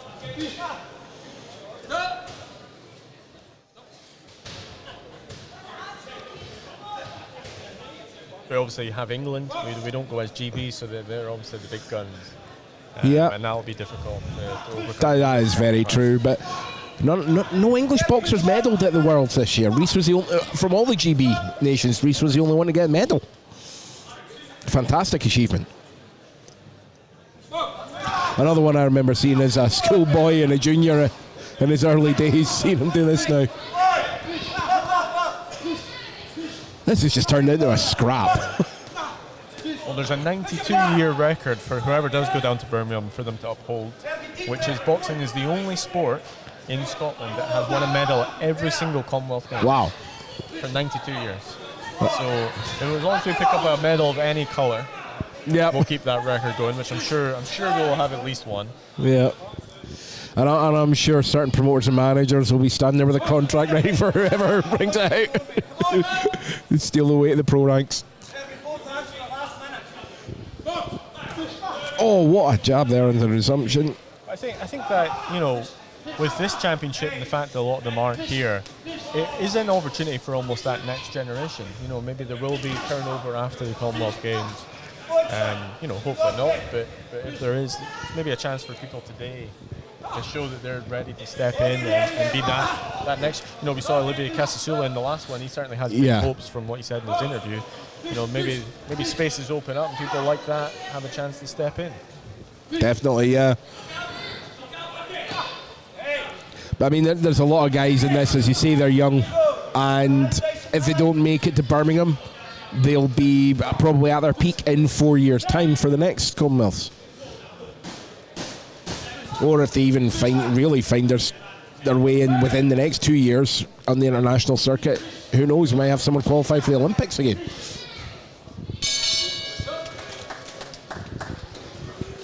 Final bell on what was an entertaining very scrappy contest at times. It was two guys just throwing at each other. Big difference in age we didn't mention. Kieran's only 18 and Aaron is now 30 years old, so quite a big age difference. Maybe that age difference and the experience maybe helped Aaron rush it, but it was very close. I don't think it was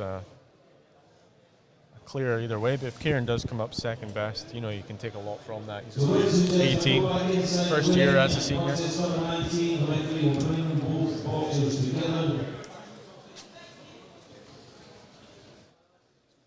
We have our judges' score totals. All judges see this the same way. Winner by unanimous decision and through to the final. In the blue corner, Aaron Devlin. Well done to Aaron. And please your appreciation for the Barnes, Kieran Bergen.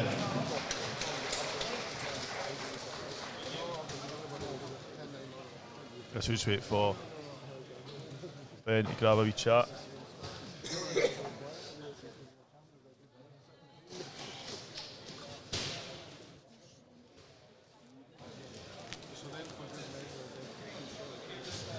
Contest number 20.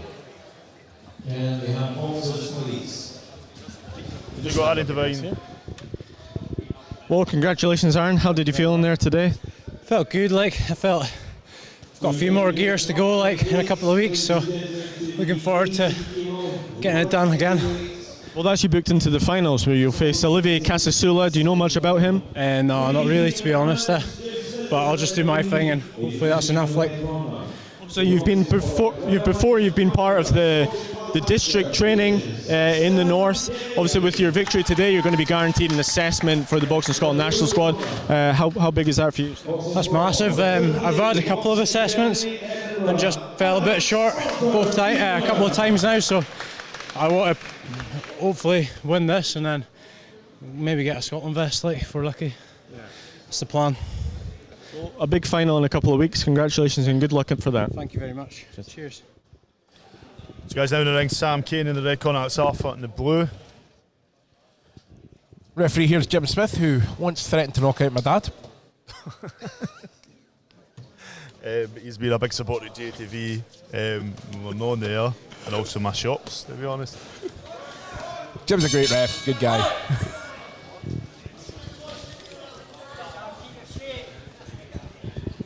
First bout in the competition for Sam. But Alex boxed last weekend. He defeated Mohammed Zachariah of Clovenstone in the quarterfinals. He had a standing count in the second and third round. It wasn't a very contentious bout, but it was quite a contentious ending to the bout, wasn't there? Yeah, I apologised earlier because apparently, no, I did say last week I had a really bad migraine. There was a lot I was just trying to get through, but apparently I said it was unsportsmanlike from Mohammed Zachariah. I take that back. I don't know what happened in the corner. I could only see, so I don't know what was said between the two teams, or whatever. So I apologise for Mohammed. I did say, and I hope I made it clear, that I thought he was a brilliant boxer, great stamina, great boxing ability. So he was a bit upset with me, but I'll make it up to him. I'll jump out to Edinburgh and see him at his gym. I'm still not quite sure what it was about. I did watch it back, and there wasn't an obvious thing, but I don't know what might have been said. It looked for me like he pushed Alex Arthur off. But again, there's different people that heard certain things, and I'm not going to comment on it, but I'm just saying I apologise if it came across that I was criticising Mohammed Zakaria, which I'm sorry if it felt like I did, and I take that back. And I look forward to seeing him again, to be honest. Hope he sticks at it, and just we'll see him in future tournaments and home shows. But in the ring, that's Arthur from AAA, and Sam Kane, Bergen.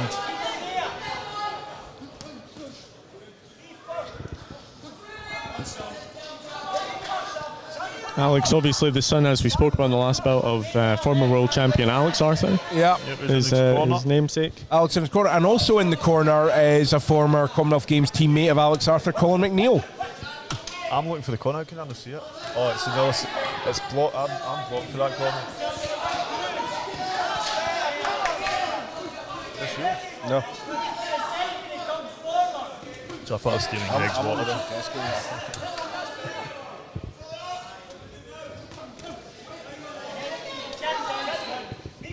I mean, it's obviously must be a huge help to have your father as a world champion and coach to bring you through. But do you think there's anything downside from that? Maybe that puts a target on your chest with the name you carry? That can happen, but also having a family member, let alone a father in the corner, can have its downsides as well, because sometimes I think from what I've known of other boxers, having the separation of the relationship helps. And Alex is, and he knows boxing. He's not going to get overly involved in that, but I have seen with other boxers sometimes the father-son relationship can get strained by the trainer-boxer relationship as well. Doesn't seem to be harming him much in that first round. No, he looked very impressive in that first round, Alex. No, as I say, with these two, I've never, I don't think that there's ever going to be an issue like that. But when you talk about it in the general sense, then it's something you do need to really think about. So Alex has a younger brother as well, McAllister, who's a very impressive amateur as well. I know there's Sam's got a few friends and supporters in the audience, and online, no doubt. Yep. There's another brother, Liston. Don't think he boxes. I wonder where he got that name from. Yeah. I remember when each of them was born. Yeah. So at the round number 2. Obviously a box. I'm guessing it's Sonny Liston, but maybe I'm wrong. It is. Well, as far as I know.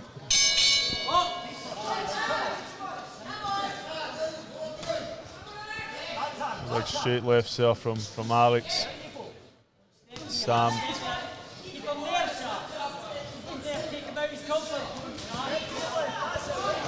Alex boxing very, very well today. He's beating him to the punch with everything getting out the way. It's got a lot of power behind those punches as well. A bit of blood coming from the nose of Sam Kane there. Also, the winner will face either Robert McNulty of Renfrewshire or Jack Sweeney of Galashiels, which is the next bout up. This being the 80 kilogram light heavyweight category.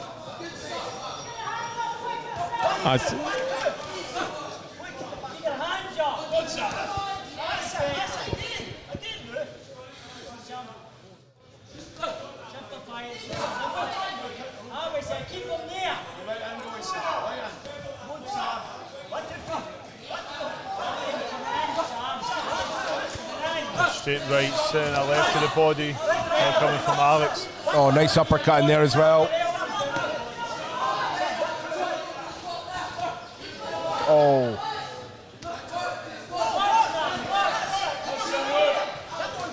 Very impressive performance from Alex today. He also impressed last week against Mohamed Zakaria.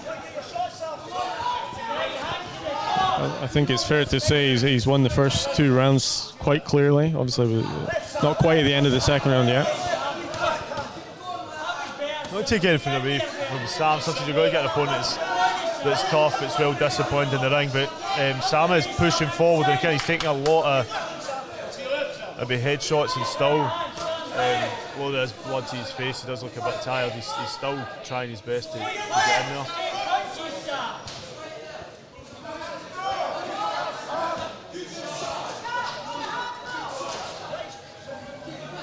Hello to Brandon Butler and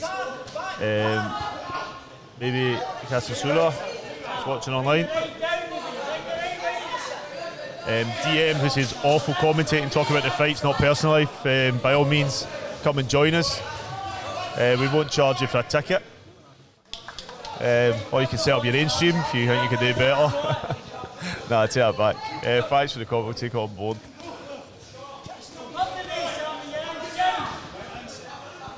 Alex is a former member of the Boxing Scotland Development Group. He's not currently involved at the national setup at the moment.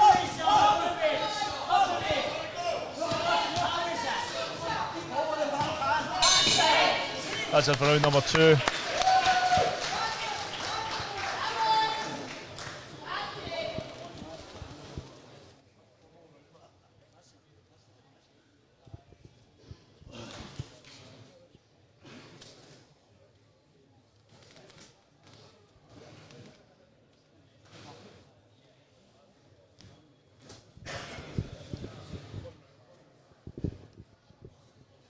One more round left.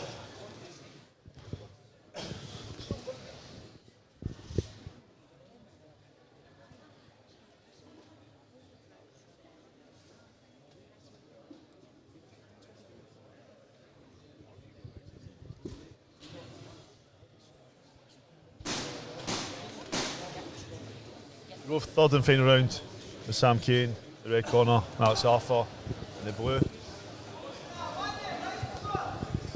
Alex is picking his punches fantastically well. Very, very impressive performance so far. Last week, he's grown up in the gym. I've spoken to him, I've been out to the gym.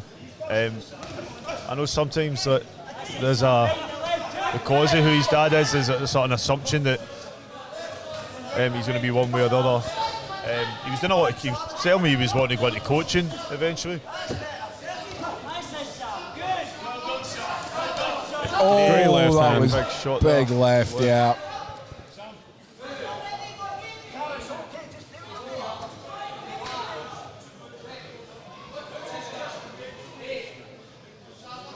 Referee John Smith continuing the bout here.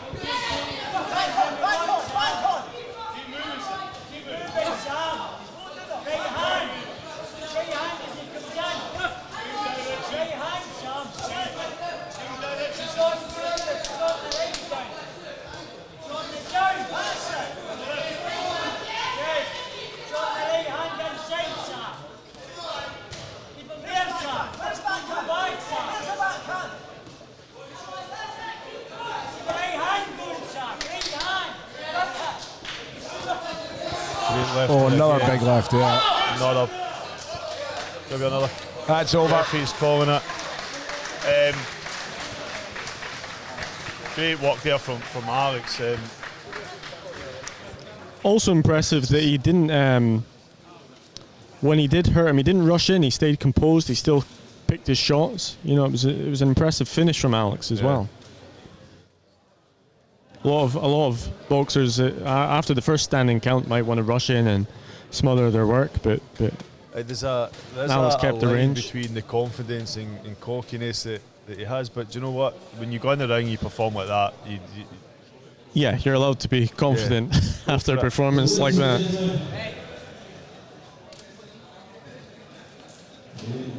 Just wait for the official announcement and then get Ben to grab Alex for a wee chat.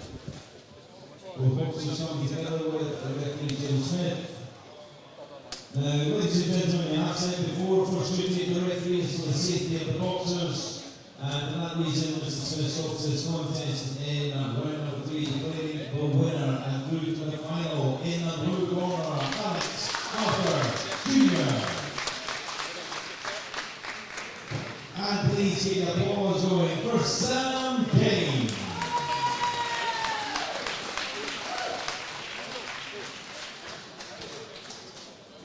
So we just await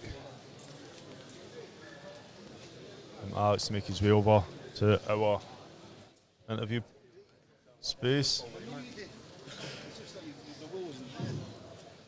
So, ladies and gentlemen, it's time to find out who is going to meet Alex Arthur Jr. in the light heavyweight final. Well, Alex, fantastic performance. How did you feel in there? Great, no complaints. Everything that I've been working on in the gym with my dad's paying off, and the results are starting to show. Hard work pays off. You looked very composed in there, even after the first standing count. You know, you kept your distance, just picked your shots. You looked comfortable. I'm guessing you felt comfortable. Aye, it was great, mate. Great, lovely, happy with that, and just need to stay switched on, stay focused, and ready to go for the final. How much would it mean to you to become the Scottish Elite Champion? Everything. I never started boxing for this purpose. I started boxing because I was a wee fat kid, and the minute I got into the gym I knew I was talented, and that's me, ready, and now I'm here, so I've got no complaints. I'm ready to go. I mean, the obvious comparisons will be made with your dad, who had a fantastic amateur and professional career. How much would it mean to just make your own chapter for your boxing family? It would be massive. It would be massive. I've got no doubt in my mind that it's going to happen. No doubt. Well, congratulations and good luck for the final. Cheers. So brilliant one there from Alex Arthur. Now we cut back to the ring where we have Robert McNulty in the red corner, Jack Sweeney in the blue.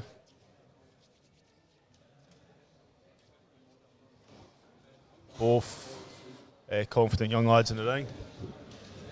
I'm clearly a fan of Robert McNulty, as I've seen his progression, and I think since the Western Districts he's really came out of COVID restrictions and came out his shell, and I think this will be some bout between these two. It's just down to Robert if he wants it. He needs to work hard. But this is Jack's first bout in the competition. 21 years old. He's been registered as a boxer for about 4 years. He's had 15 bouts. And Robert, this is also his first. It is. He had a walkover against Ali Lang of Inch last weekend. Obviously, he was expecting to box. I think Ali unfortunately caught COVID, so wasn't able to attend. Obviously, the reigning Western District light heavyweight champion Robert beating Jamie McCluskey of Cambusneath Miners back in November. He's also previously been a member of the Boxing Scotland Development Group, like Alex Arthur, but not currently. Like Alex is not currently involved, but if you can put in a performance like Alex just did, I'm sure that can change.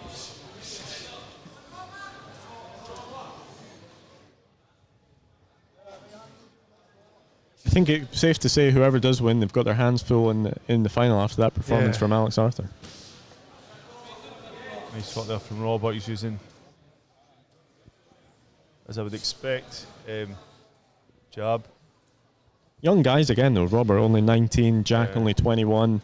We've seen a lot of that throughout this event today. Young guys who haven't been seniors for very long at all.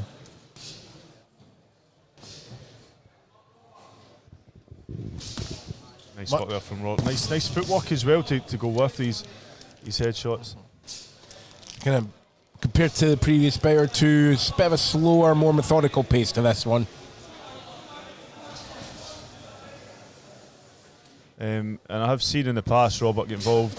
If he needs to box, he'll box. If he needs to get a brawl, he will.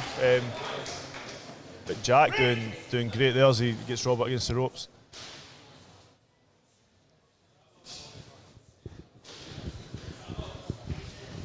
You can see on the back of his trunks as well, the pretty boy, which he was saying was his nickname on last week's show.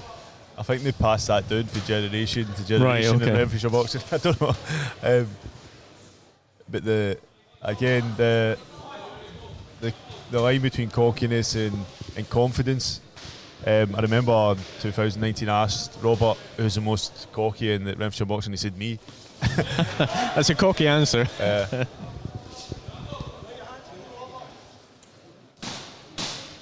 And in the final 10 seconds of round one. Oh, big left hand from Robert. And this is, Robert will engage in a fight if he needs to, but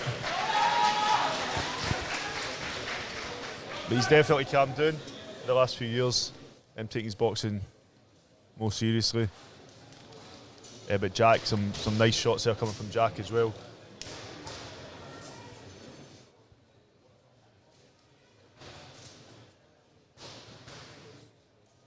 He liked to look at the belt as well, didn't he, last week? Obviously, the winners of the Elite Championships will get a belt. Oh, not just a gold medal. Yeah, the seconds out blue belts that they had last time. Yeah, they are nice. So he seemed to be eyeing that up last week.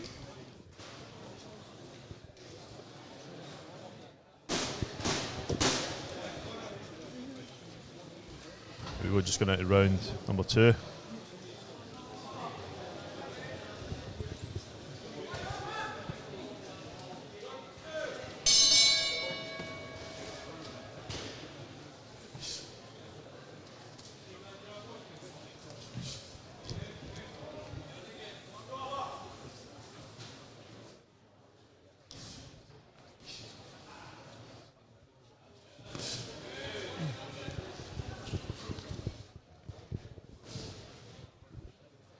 Can see, well, you won't see, but I can see. You've got the coaches from AAA watching on.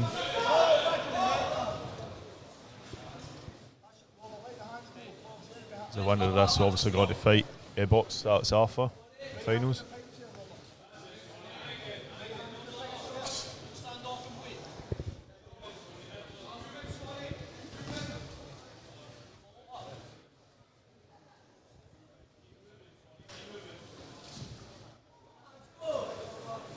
Very cagey so far in this round.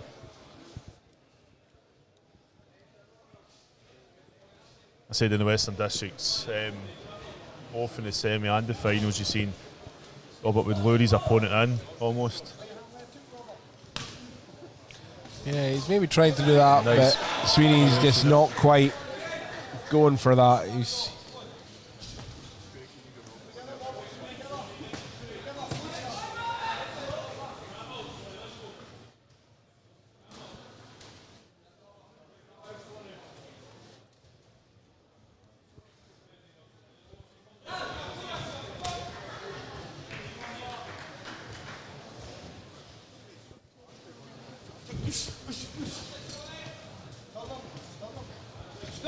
We've seen a bit of a mixed bag today for the Western District champions.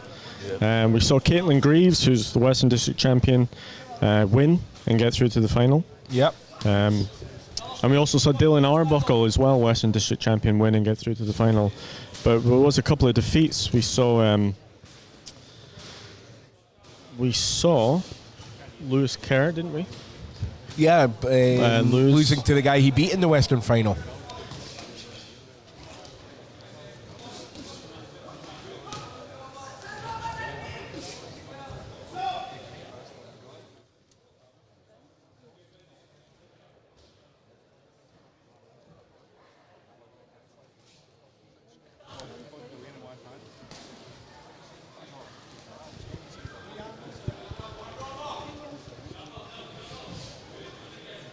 Also, the other one, of course, being Mark Johnston at Newark Hill, losing to Ross McAllister of Byron Boxing Club. Yeah.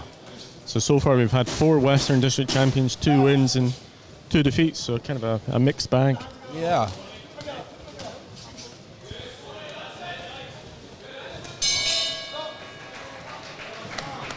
We've got one more coming up as well. We have Connell McDonald of Bravehearts, the reigning Western District champion in the male super heavyweight category. On our last bout of today. And Gary Fairgrave, who against Fairgrave. He is the reigning Scottish, or was that the year before? He won it in 2018. 2018. Yeah, 2018. So 2 championships ago. Yeah. The 2019 champion was Nicholas Campbell of Denniston McNair. Of course it was, yeah. Now the Scottish heavyweight professional champion. Well, that's why it's good to have you here, because he knows the progression in people's careers. For me, if Jack needs to maybe up his game in this round a bit more, I think Robert definitely took that round. First round maybe was a bit split, so... Nah, I think McNulty took the first round, to be honest. He just landed more. Yeah.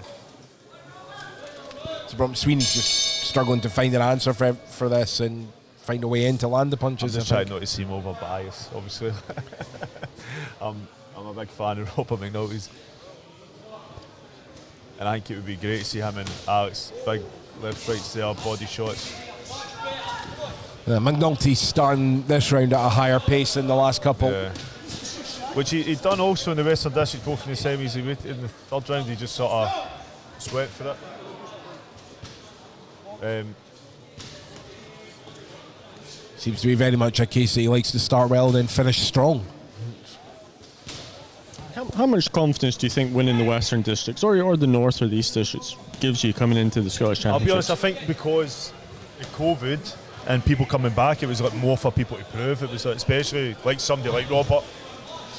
You've not boxed in 2 years. He's an entirely different person, different boxer, more mature inside and outside the ring. And I think for him, it was more of a statement. Boxers like Dylan Arbuckle as well. It's like you're coming back and you're like, no, this is my area. This is my prize. But now you're coming to the Scottish and you're up in the game, you've got opportunities to get through to the elites.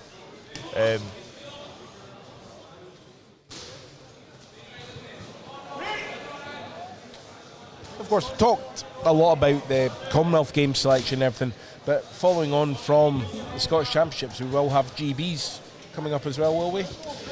Yeah, nothing's been announced yet, but it looks like Boxing Scotland will be hosting the School and Junior GB Championships. Oh, good. In June. Well, you've just announced it. I've just announced it, yeah. I don't want to say the dates or the venue, but... a joke. Until everything's completely confirmed. Big left there from Robert.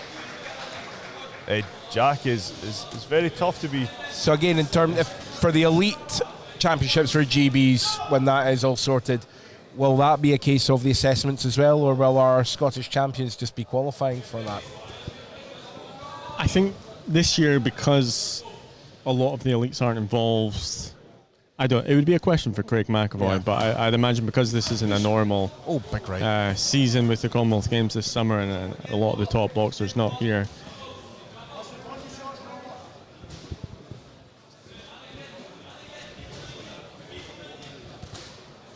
But it's not as simple as it was in the past, where if you were the Scottish champion, you go forward. We have the pathways, we have the squads. Yeah. A lot's taken into consideration. I know some people might still like the idea of you win the Scottish title and that's you selected onto things, but I think there is a lot of different factors that come into play. Right, last 10 seconds.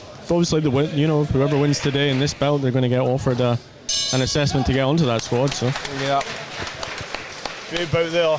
I'd say that's McNulty's to. Yeah, for me, go through. Robert's done enough consistently throughout. And as a fan, I'd like to see him go through the final and box Alex Arthur. I think he did enough, Robert, to get the nod there. Go back to Craig Stephen, your ring announcer, with the official announcement in the ring.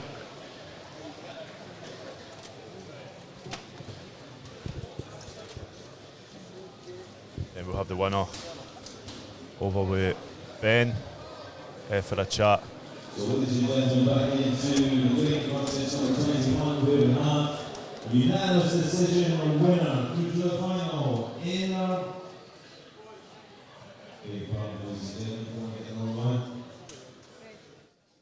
In the red corner, Robert McNulty.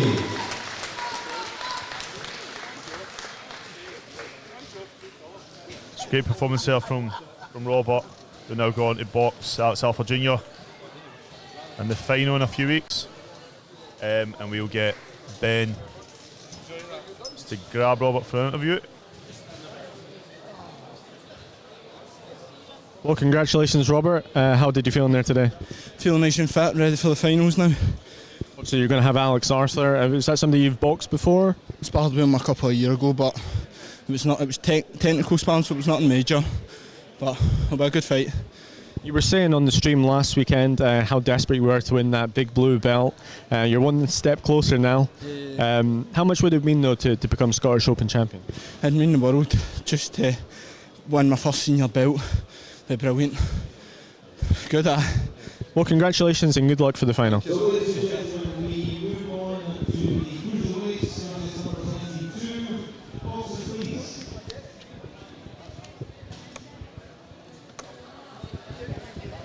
So we'll just await the teammates. Jamie Buchanan, Ronald Devlin. 3-minute rounds. Scottish Men's Elite Cruiserweight semi-final. Paul Susan, the judge. Introducing first. Boxing of the red corner. Boxing for the walk-in, the boxing club, Edinburgh, Jamie Buchanan.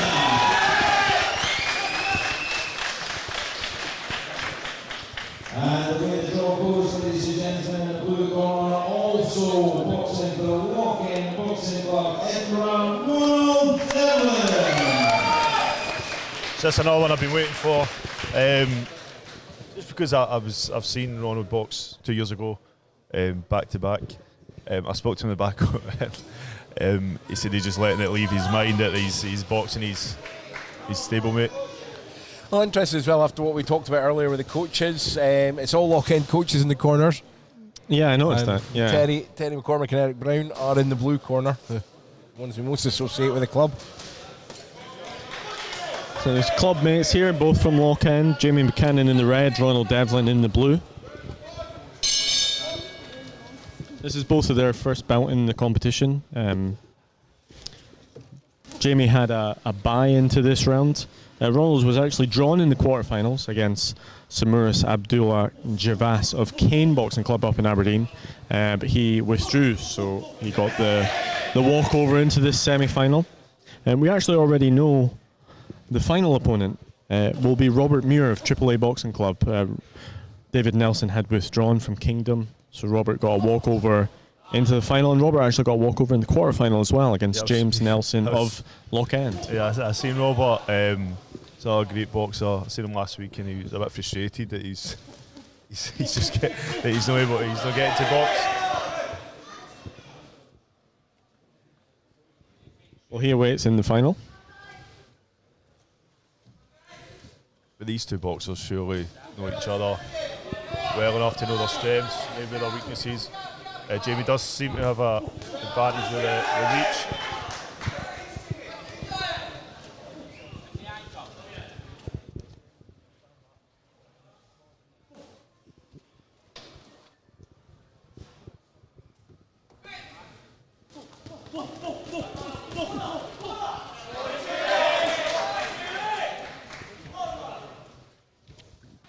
Jamie will be hoping for an early birthday present. It's actually his birthday tomorrow. He turns 22 years old.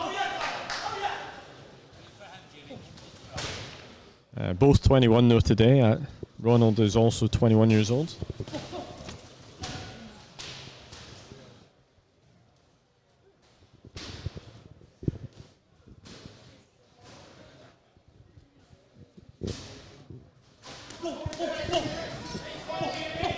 I guess the only thing that can separate them, you know, the same club, same age. And Jamie a little bit more experienced. He's been an amateur for around 10 years. And Ronald has been an amateur for around 4 years. Jamie's had a few more bouts as well. So it's a little bit more experience for Jamie. And he's also a member of the Boxing Scotland development group as well.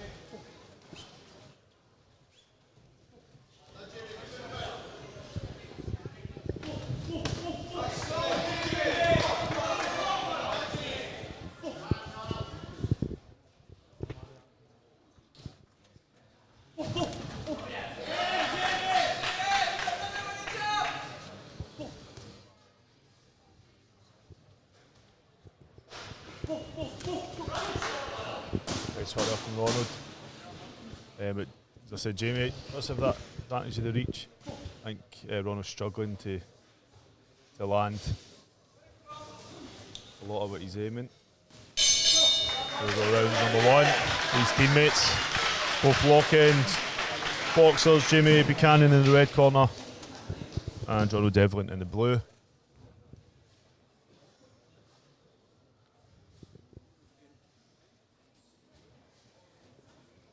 I said that this is as close as you would get to possibly brothers in the ring. We were talking about twin brothers earlier, so that's even closer.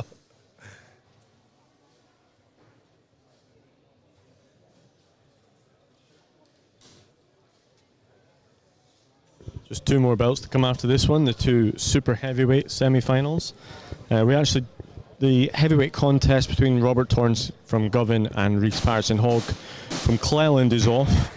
Both withdrew, as did Fraser Scott of Glenrothes, who had a bye into the final. So all three have withdrawn, so there won't be a heavyweight champion this year. I can take it.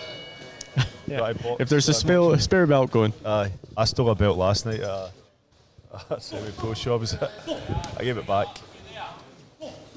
just to prove that I could. We should enter, Jamie. Yeah.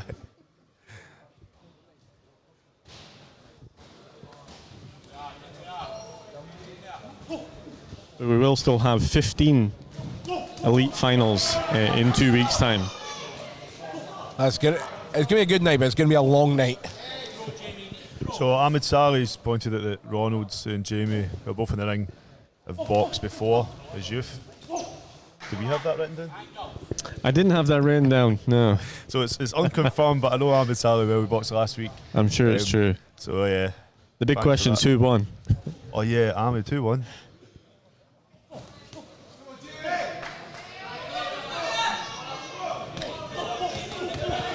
Nice work there from Ronald. And Jamie, to be honest, but Ronald was powering forward. It's been a great day so far, all semi-final contests, all building up to that elite finals in 2 weeks' time. Ahmed's just told us that Ronald won the first time. Ronald won. And someone asking, has Ruby Smallwood boxed? It's not a name I... not on the... Not entered, I believe. You need to watch some of these names people ask to read it, because sometimes it could be a trick. But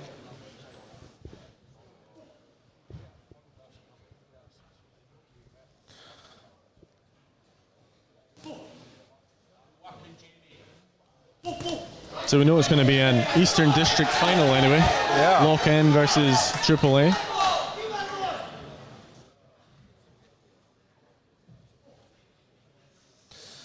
be two coaches who know each other well. Terry McCormick used to work Alex Arthur's corner in the pros. What a story. Interesting.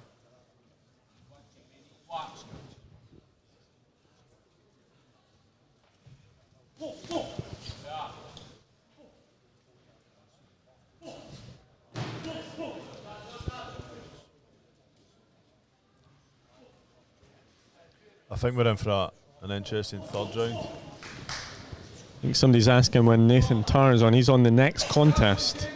Nathan Tarr Barhead versus Ayman Amish of Granite City. Yep, he'll be on next. Robbie Burns, thanks for watching.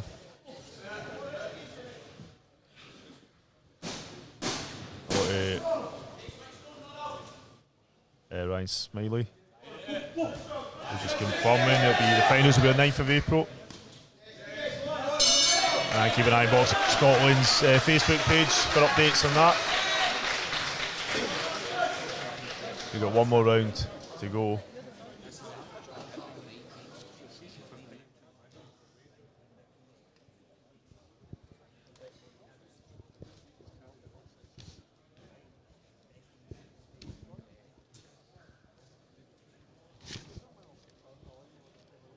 As we said, Jamie Buchanan hoping for an early birthday present. I think it's a day of birthdays tomorrow. We've already said. Oh yeah, your son. My son turns 7, so I'll have a shout out. Happy birthday to Barney home for tomorrow, and also the Boxing Scotland CEO Chris Roberts has a birthday tomorrow as well. So, early happy birthday. We'll sing him happy birthday. So early happy birthday to Chris Roberts.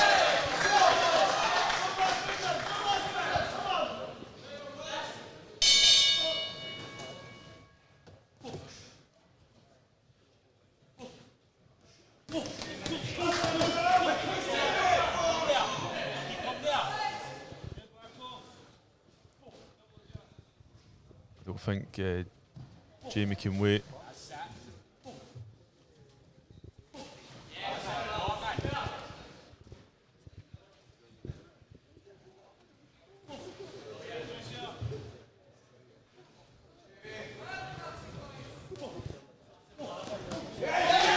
Spot there from Jamie, but Ronald trying to get him back in the ropes, just unloading.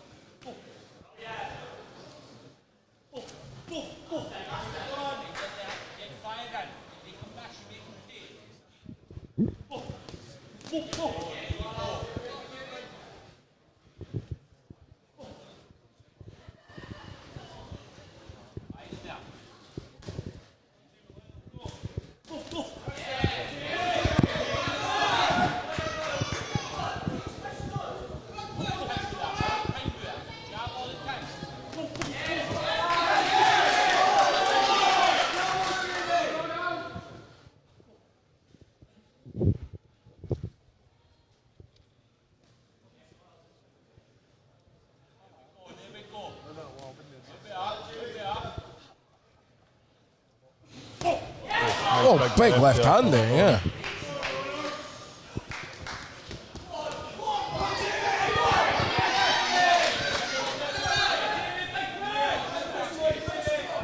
It's kind of a different atmosphere as well. Whilst there are people cheering, someone's got it's only going to be one boxer's pals, really, whereas sometimes you'll see a whole squad that support that gym will be in. Yeah. When it's two guys from the same club, it's not quite going to get that. No. When Jamie walked in the ring, I think a few of his mates, they cheered him on, and Ronald sort of looked there and just the wee smug look in his face. Yeah. But I'm wondering what's going through the coach's mind. I know they need to put a lot of this out their mind, but surely they know the boxers in their gym, so you're basically giving advice to your boxer to defeat another boxer that's in your gym. But you know, coaches will work with some boxers and maybe no others, so. And we had a question in from Ryan Smiley. Why do the winners of these championships not automatically go to the senior squad?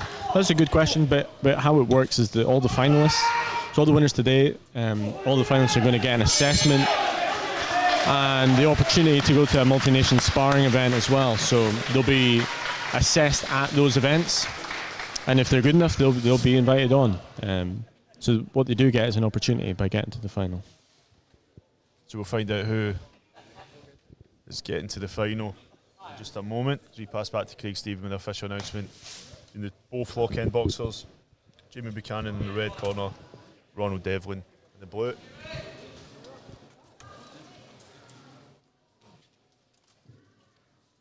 So, ladies and gentlemen, always the luck of the draw or bad luck as it was when we get two teammates in the ring in the same competition. Please, before the result, let's hear it for both our boxers. To over judges, we have a unanimous decision. Your winner and through to the cruiserweight final in the blue corner, Ronald Devlin.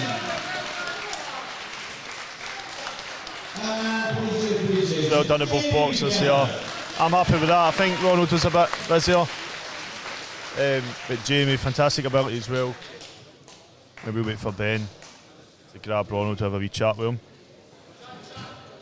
So the second or cruiserweight semi-final. Kingdom's David Nelson has withdrawn here for got two more bouts coming up. Academy's Robert Muir walks over and he will face Ronald Devlin in the final. We now move on to the so Robert Muir, Ronald Devlin in the final. Ronald, how do you feel in there? Well done. Felt brilliant. It's no very nice box. Our teammate, me and Jamie have had passed before, so I knew it was my duty to try and step up the game a wee bit. I'm a wee bit more experienced, so I thought I'd step up the game and I've done what I've done and I've got a unanimous win. I'm happy, but as I say, it's never easy to fight a home opponent, especially a guy like Jamie. He's good calibre, do you know what I mean? But at the end of the day, better man won. And I've got to win the final, baby. It's coming home. It's coming to Lock End. I mean, you must know him really well. I mean, I'm guessing you've sparred countless rounds. Like past like year, we've been in the gym together, trading shots and everything like that. But you know what I mean? I've been putting that bit extra and making sure, because I knew it was coming. You know, like knew it was going to 86. Kudos to Jamie though. It's not like an easy fight. I'm not going to take that away from him. He's a good boy. You know what I mean? We have our good days, we have our bad days. He paggers me sometimes in sparring, and sometimes I pagger him. And on the day to day, Jamie didn't turn up, and I did, and that's just the way it's got to go. Do you know? Well, congratulations and good luck for the final. Thank you, mate. I appreciate it. Thank you. So well done to Ronald. He's shown respect to his teammate. He go back in the ring. He's got Nathan Tarr in the blue corner, Eamon Amish in the red.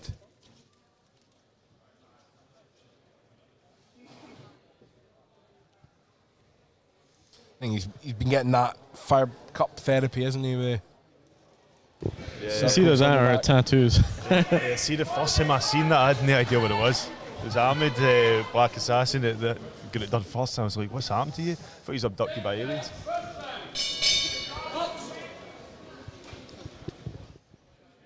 Speaking of birthdays, Nathan Tarr had his birthday yesterday. He turned 24, so belated happy birthday to Nathan Tarr. He's still a baby. He defeated George Carson of Cleland in the quarterfinals. Nathan did on a 3-2 split decision. Iman, this is his first bout in the competition. Although he is quite experienced, we spoke about earlier, 2019 Elite Super Heavyweight silver medalist. Lost to Nicholas Campbell of Denniston McNair in the final. So he's been to the final before, and he'll be hoping to go there again and go one better. Quite impressed with the number of entries at this weight division this year, because the super heavyweight normally is only ever, quite often see only has 2 or 3. Yeah, so five this year. Yeah. So hello to Robbie Burns, who's cheering on Nathan. Ryan Smiley's got a follow-up question asking, where are the elite boxers from the EBG? I'll pass to you, Ben. You can answer that. Oh, I think he's maybe just joined us, Ryan, but we've spoken about that quite a lot throughout the broadcast. Commonwealth Games this summer in Birmingham. So at the moment there's international competitions where the elite boxing group are competing at and trying to get ranking points to qualify for the Commonwealth Games. So obviously that takes precedence. Very similar 4 years ago as well. In 2018 it was very much the same for the elite championships, where we had boxers going off to the Gold Coast in Australia. So every 4 years, unfortunately, our elite championships does kind of suffer because of the Commonwealth Games. So that's why the majority of them are not are not here this year. So hi to Mike Laverne. He's Scottish but lives in Dublin. I know you were watching last night as well, so I know you will get frustrated with the live streams. But today it's Clear Signal. He had a better backdrop than this though. Last night. Oh yeah, the bar. Jesus. Oh, it's nuts.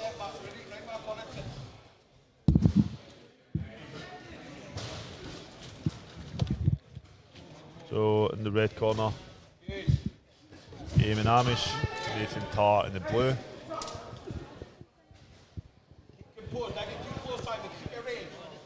Eamon's corner, telling him to keep composed. Nice left there. Nathan. Sorry, Eamon. Just similar. Similarly. That's similar, but my brain just isn't.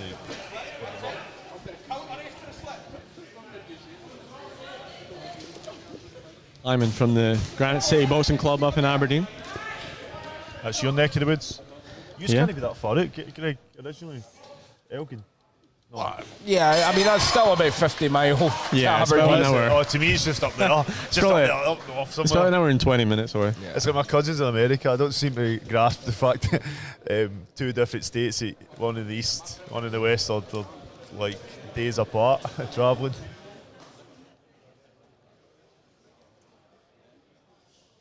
The Granite City Boxing Club run by Davy McAllister, who's in the corner there.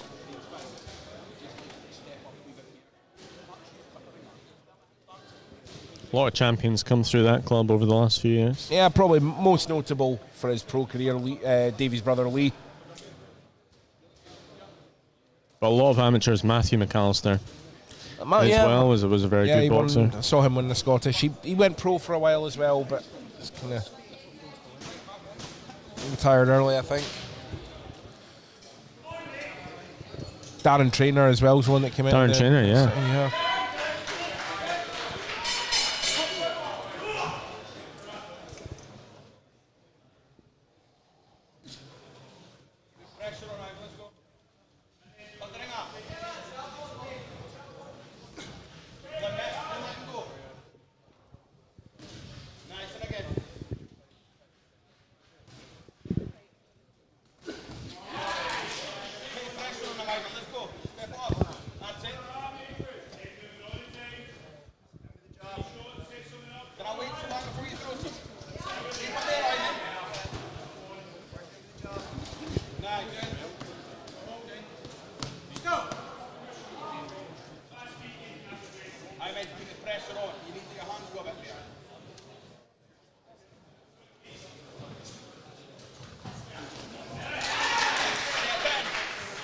And Amish have an example of changes to rules in the last few years about facial hair. Yeah, beards don't need to be shaved now. No. There's a bit of a change. That was a change that came in from the 1st of January of this year. Yeah. There's a few changes. Obviously, some of the weight categories as well. There was tweaks as well. So there's a few changes from January 1st, 2022.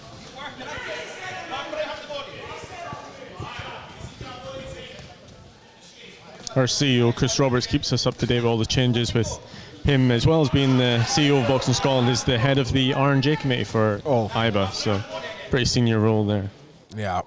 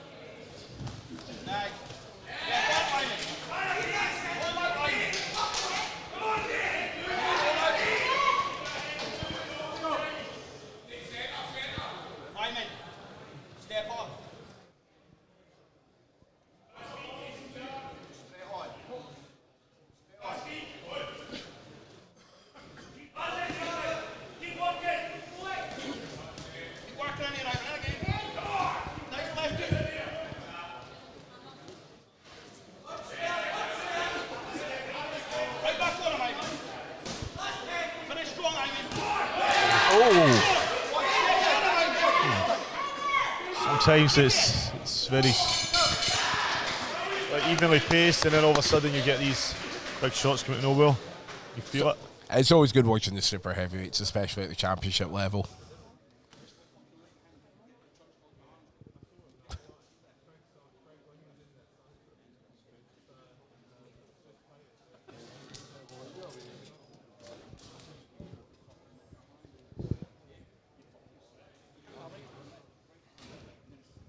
Pretty even contest so far. I think it was probably all for grabs going into the third and final round. Yeah, I think it is. Yeah, it's all play for final round here. I think Amish looking stronger there towards the end of that second, maybe.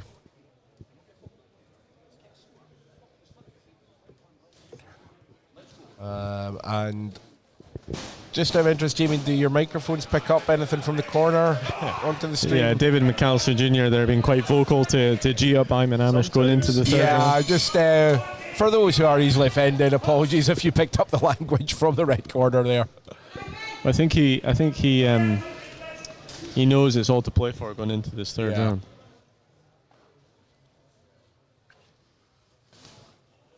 Sometimes people message me because they've heard something that I've no. Usually should be sitting with the headphones in.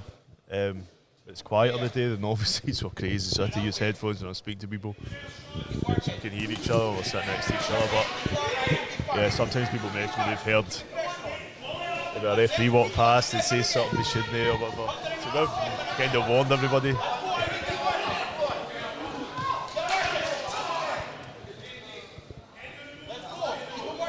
Robbie Bonds has it one each. I think it has been that close. Solid play for the third round.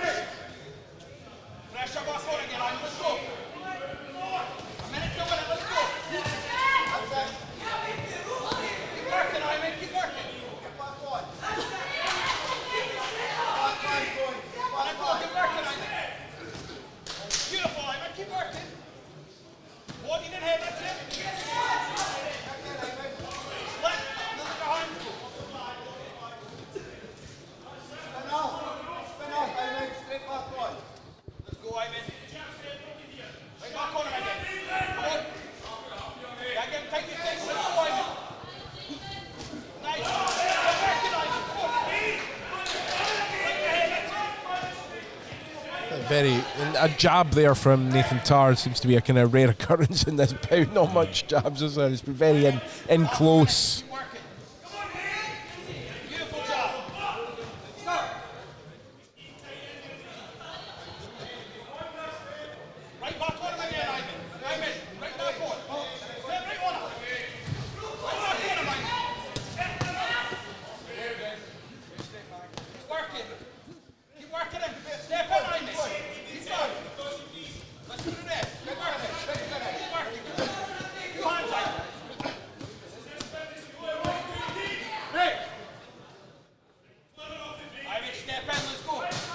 Last 10 seconds, round 3.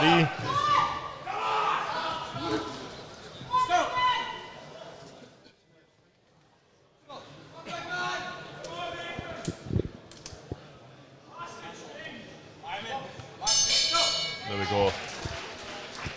So we'll have Craig Stephen announce the official announcement and then the winner over, speak to Ben. I think we've done a good job of that the whole day. Every boxer has really stepped up and agreed to come speak to you. There's still two to go, so let's wait and see. Don't want to jinx it. But no, everyone's been happy to speak, and some great comments so far from the boxers as well.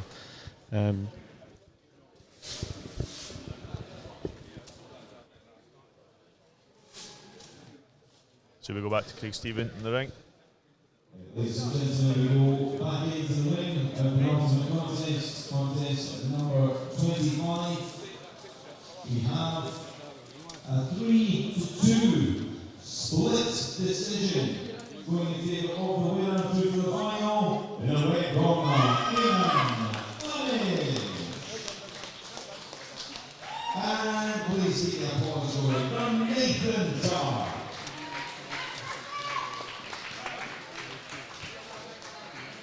Well done to aim in there.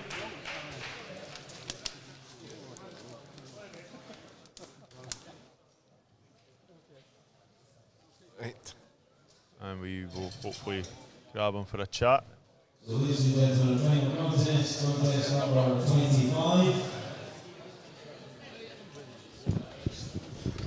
Iman, well done. 3-2 split decision. Did you think you did enough there? Yeah, I think I done just enough to win the fight. I was controlling round 1, round 2, but he caught me right at the end. Last 10 seconds, round 1, and the same again in round 2. But if you watch it again, I was walking him down, smart pressure, jumped his body. I was outworking him. I think he expected to win the round based on one punch at the end, but it doesn't get scored like that.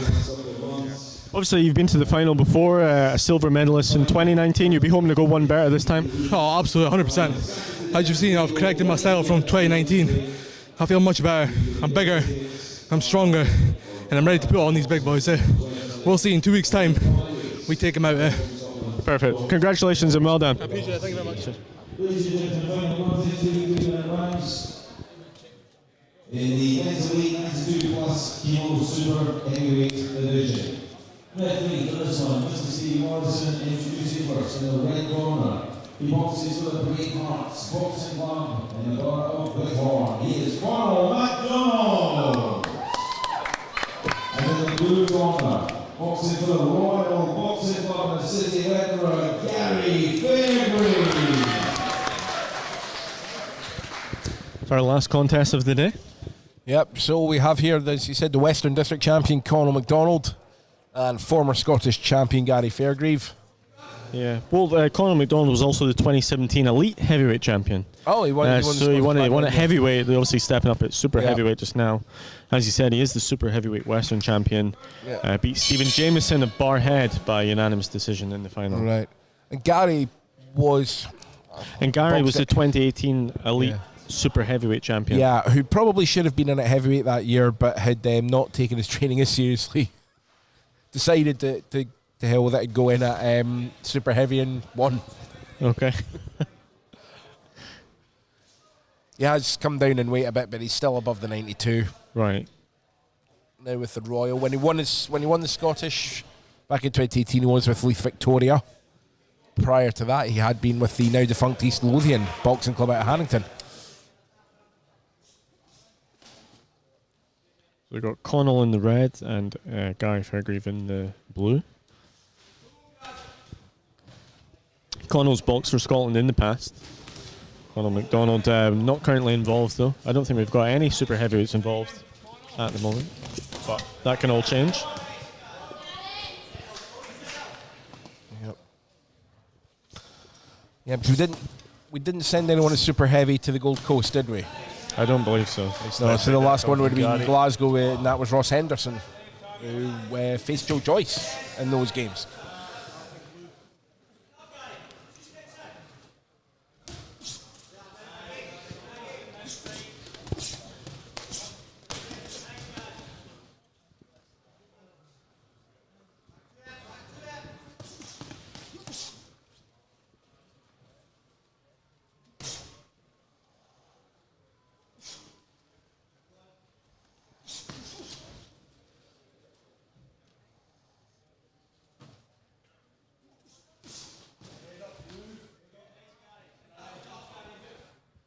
The whole arena is almost silent watching these two. It's nice to be back and forward at times.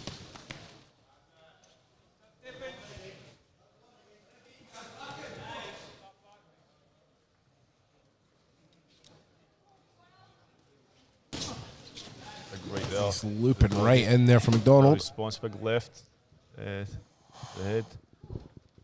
Fairgrave.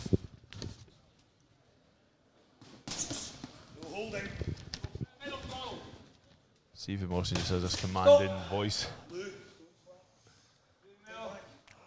Stephen Morrison, an experienced ref, boxed at a high level himself. Yep. Scottish international. Back in the days when those kind of matches would be on the BBC. Saturday afternoon.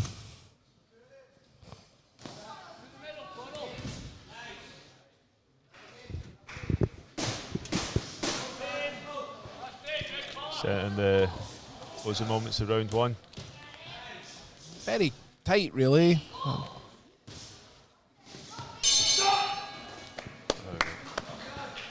Gary Fairgrave in the blue corner, Conor McDonald in the red. How you see that round there? I then? thought it was great. There was a lot of back and forth between the two of them. It was almost like a rhythm at times, like it was like, but great work from both. I'd be interested to see how the rest of the bout plays out and takes shape.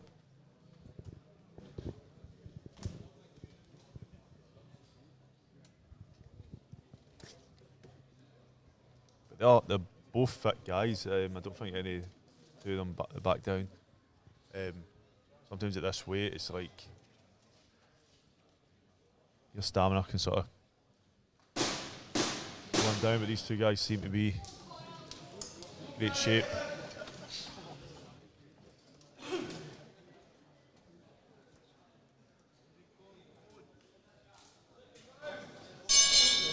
Roll round two.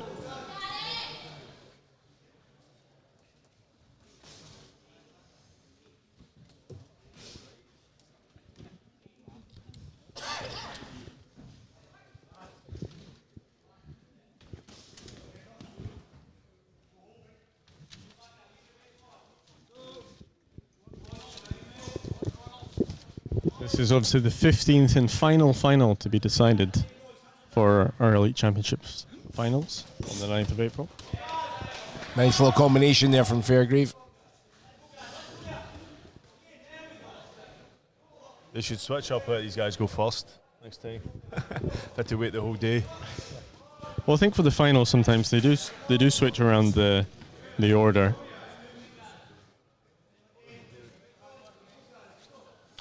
Yeah, I know the last time I was at the finals it was switched around because they finished with the bantamweight.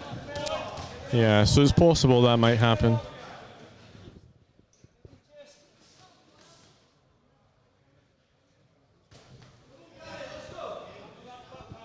Fairgrave in the blue has spent much of the match in the back foot, but equally distributing as much jabs and punches as his opponent, Conor in the red.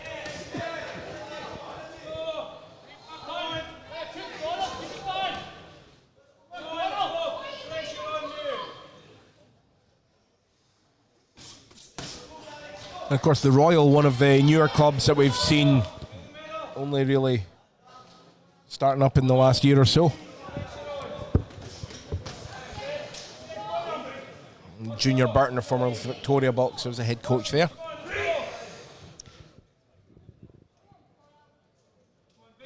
There was a big super heavyweight from the Royal at the Novice Championships last month. Kerr, is it Jason Kerr? Might be. I'm sure Gary will have been getting some sparring in with him. Yeah. Yeah, that's one thing as well with there being, the guys at that weight, when there's not as many of them, the sparring can be harder to find.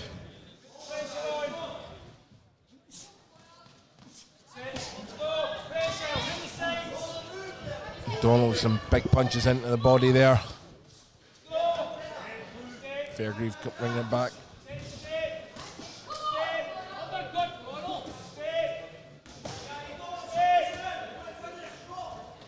It's great walk watching these, honestly.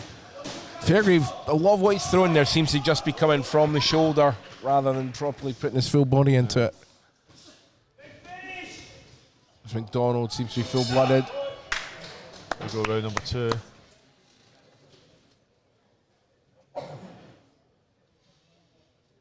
Again, there was moments in that round I could have seen it going either way for the two of them.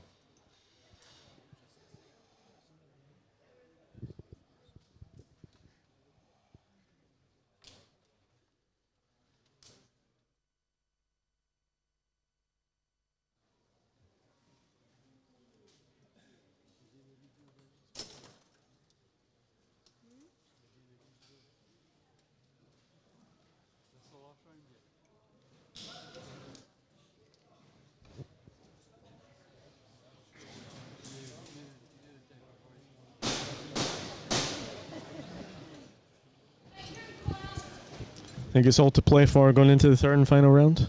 Yeah, definitely.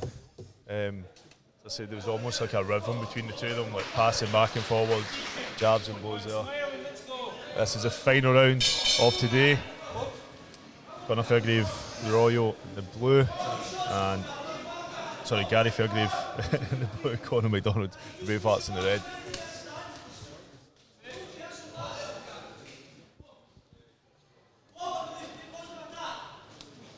Fairgrave again on the back foot, but still throwing from that position.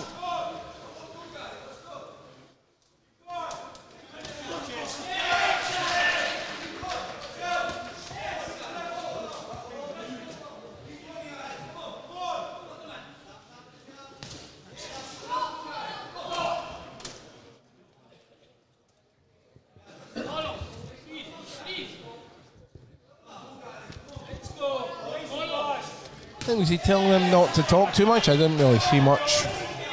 Sometimes I've noticed is a few boxers will be speaking to each other and they get pulled up for it. Yeah. I don't know if that's the case here. See that there. Oh, give one, take one.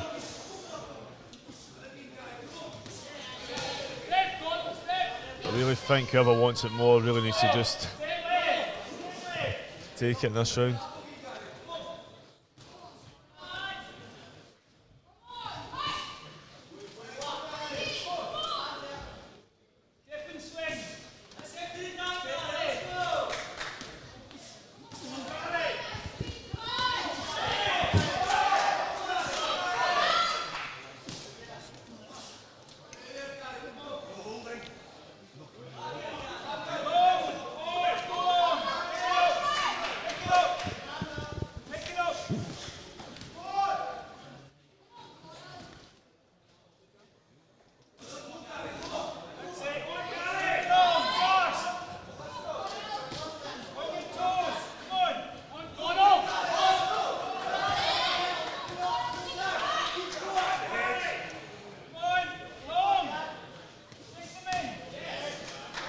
Very close round again, isn't it? I know. Not much to separate them. Sorry? Not much to separate them. I know. Oh. Big left there. Conor. Conor maybe just landing the bigger shots. Yeah, I definitely think Gary's been, even though most of the bout has been in the back foot, he's definitely delivered a fair few responses to Conor, but Connor's does seem a bit heavier, but some bigger shots there in the last few seconds. Final 10 seconds to the final round of today. Well, that late flurry maybe just sway it for the judges in such a close contest. Wow. I have no idea how they're going to decide this one. But a winner we shall have. It's Craig Stephen. We've got to check and then make the official announcement. It's the last bout of today. And Ben Home from Boxing Scotland has been joining us all day. We'll be having a chat with the winner who will then go through to the final on the 9th of April. Also, they already know they're going to box Ayman Amish of Granite City Boxing Club. Yeah, that's right. Contest of a fantastic afternoon semi-finals here at Ladies Grade. Before we declare the result, and on behalf of all the boxers here this afternoon, please show your appreciation. For boxers tonight. The judges score by unanimous decision in favour of the winner through to the final in a red corner, Conor McDonald. Well done, Conor.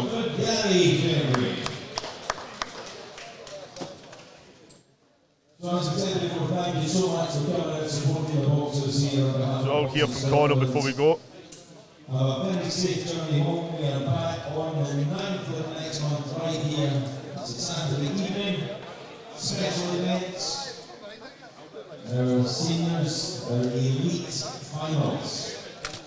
Get in touch with Boxing Scotland either by email inquiries at boxingscotland.org, on the Facebook page, Twitter page, all the social media.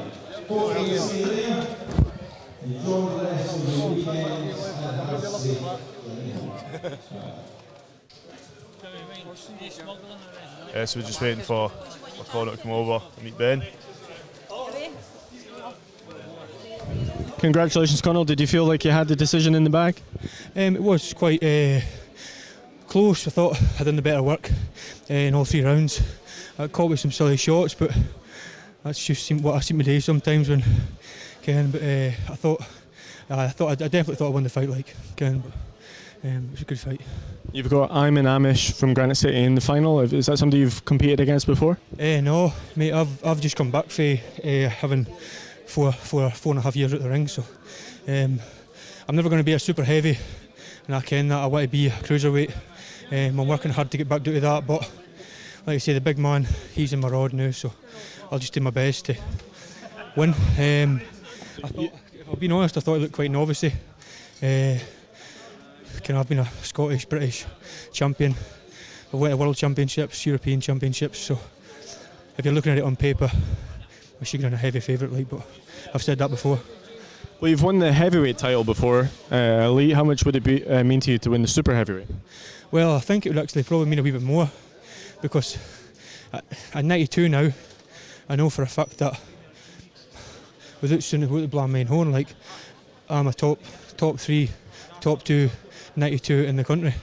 I know in the country in Britain, but as a heavyweight, I don't have my feet work as good. The bigger guys seem to take the shots a lot better. Like the big fella there, I thought he took some really good shots. So, I'd probably say it does mean a little bit more. So, it's definitely. And is that the ambition as well, to get back internationally and competing for Scotland? At the moment, I mean, when I used to box at that type of level, I think I always kind of boxed with a wee bit of burden on my shoulders, a bit of expectation, stuff like that. I'm a bit maturer now, a bit older. I box because I enjoy it, which I think everybody should do. But sometimes when you get to that type of level, you don't want to come back down to Western Districts or even internationals. So, I'm just enjoying my boxing, mate, to be honest with you. And it's something that I've not done for a long, long time. So. Congratulations and good luck for the final. Thank you very much, mate. Cheers, thank you. So that was Ben speaking to Conor. Right, we're going to go home. We're going to pack up. But listen, guys, thanks so much for watching, for supporting us. Make sure you're liking, subscribing, and we'll see you in a few weeks. Keep an eye on Boxing Scotland's Facebook channel and website for information in the finals on the 9th of April. Anything else? No. Good night. No, thank you very much. I'll squeeze in. And I'll just switch to this camera. So, thanks to Greg and Ben for joining us. And as I said, 9th of April, it's not long away. With 15 finals for us. Is that us? No, it should be a great event. Some information will go out on that next week, so just look out on the Boxing Scotland website, Facebook for that info. And thanks again, Jamie. Thank you, Greg. Yep. A fantastic day of boxing. Hope everyone enjoyed it watching. Right, enjoy this your weekend, guys. Take care.